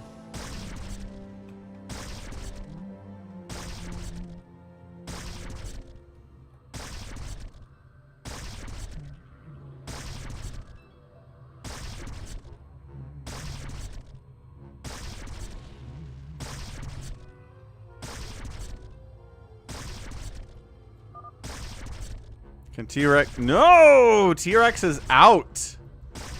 No, baby T-Rex tapped. He's gone. Ah! Technically, Savior Sword takes second place. Another Saturday one. All right. It's a little bit hard for me because I have the Sunday stream the next day, and it's a pretty fast turnaround. But yeah, BioCarry. Sounds good. I mean, someone's got to die first. Might as well be you. Ultra bet on 32A. Smart bet, Ultra. Honestly, crazy smart bet. 32A is a monster. And bam. Good opening.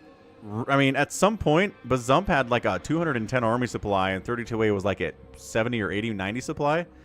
But man, good macro. Plus baby T-Rex jumping in on it too. 24-hour stream. I mean, maybe one of these days. I don't know. I need more sleep before I do that. Sounds good, save your sword. But yeah, 32A outproduced everybody by a 2-to-1, almost a 3-to-1 ratio across the board. Outkilled everybody. Raised the most buildings. Spent the most. Crazy 32A game. GG, man. Well done.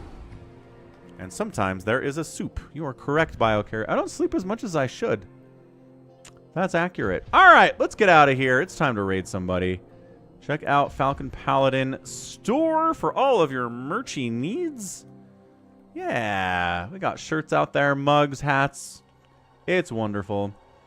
And let's raid somebody who is still streaming at this time of night. Usually nobody I know. Some StarCraft tours, but you don't care about that. Let's do games done quick. I mean, they've got 1,000 people watching. They don't need it.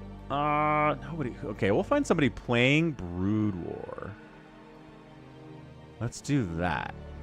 Lyrac. Sure, that sounds fun. Okay, we'll start the raid. Thanks again. Check out FalconPaladin.store for all of your merch needs. You're welcome, Philandy. Thanks again to the support from Ultra. $50 on PayPal is nuts. J-Dragon for the $5 super chat. We also got some resubs with Arcanice and Joy to round it out. Dunno. All right, we'll get the raid going. Love you all. Bam. We'll catch you tomorrow with the Sunday stream at 11 a.m. Eastern. So be there, be square, and we'll see you then. Bye.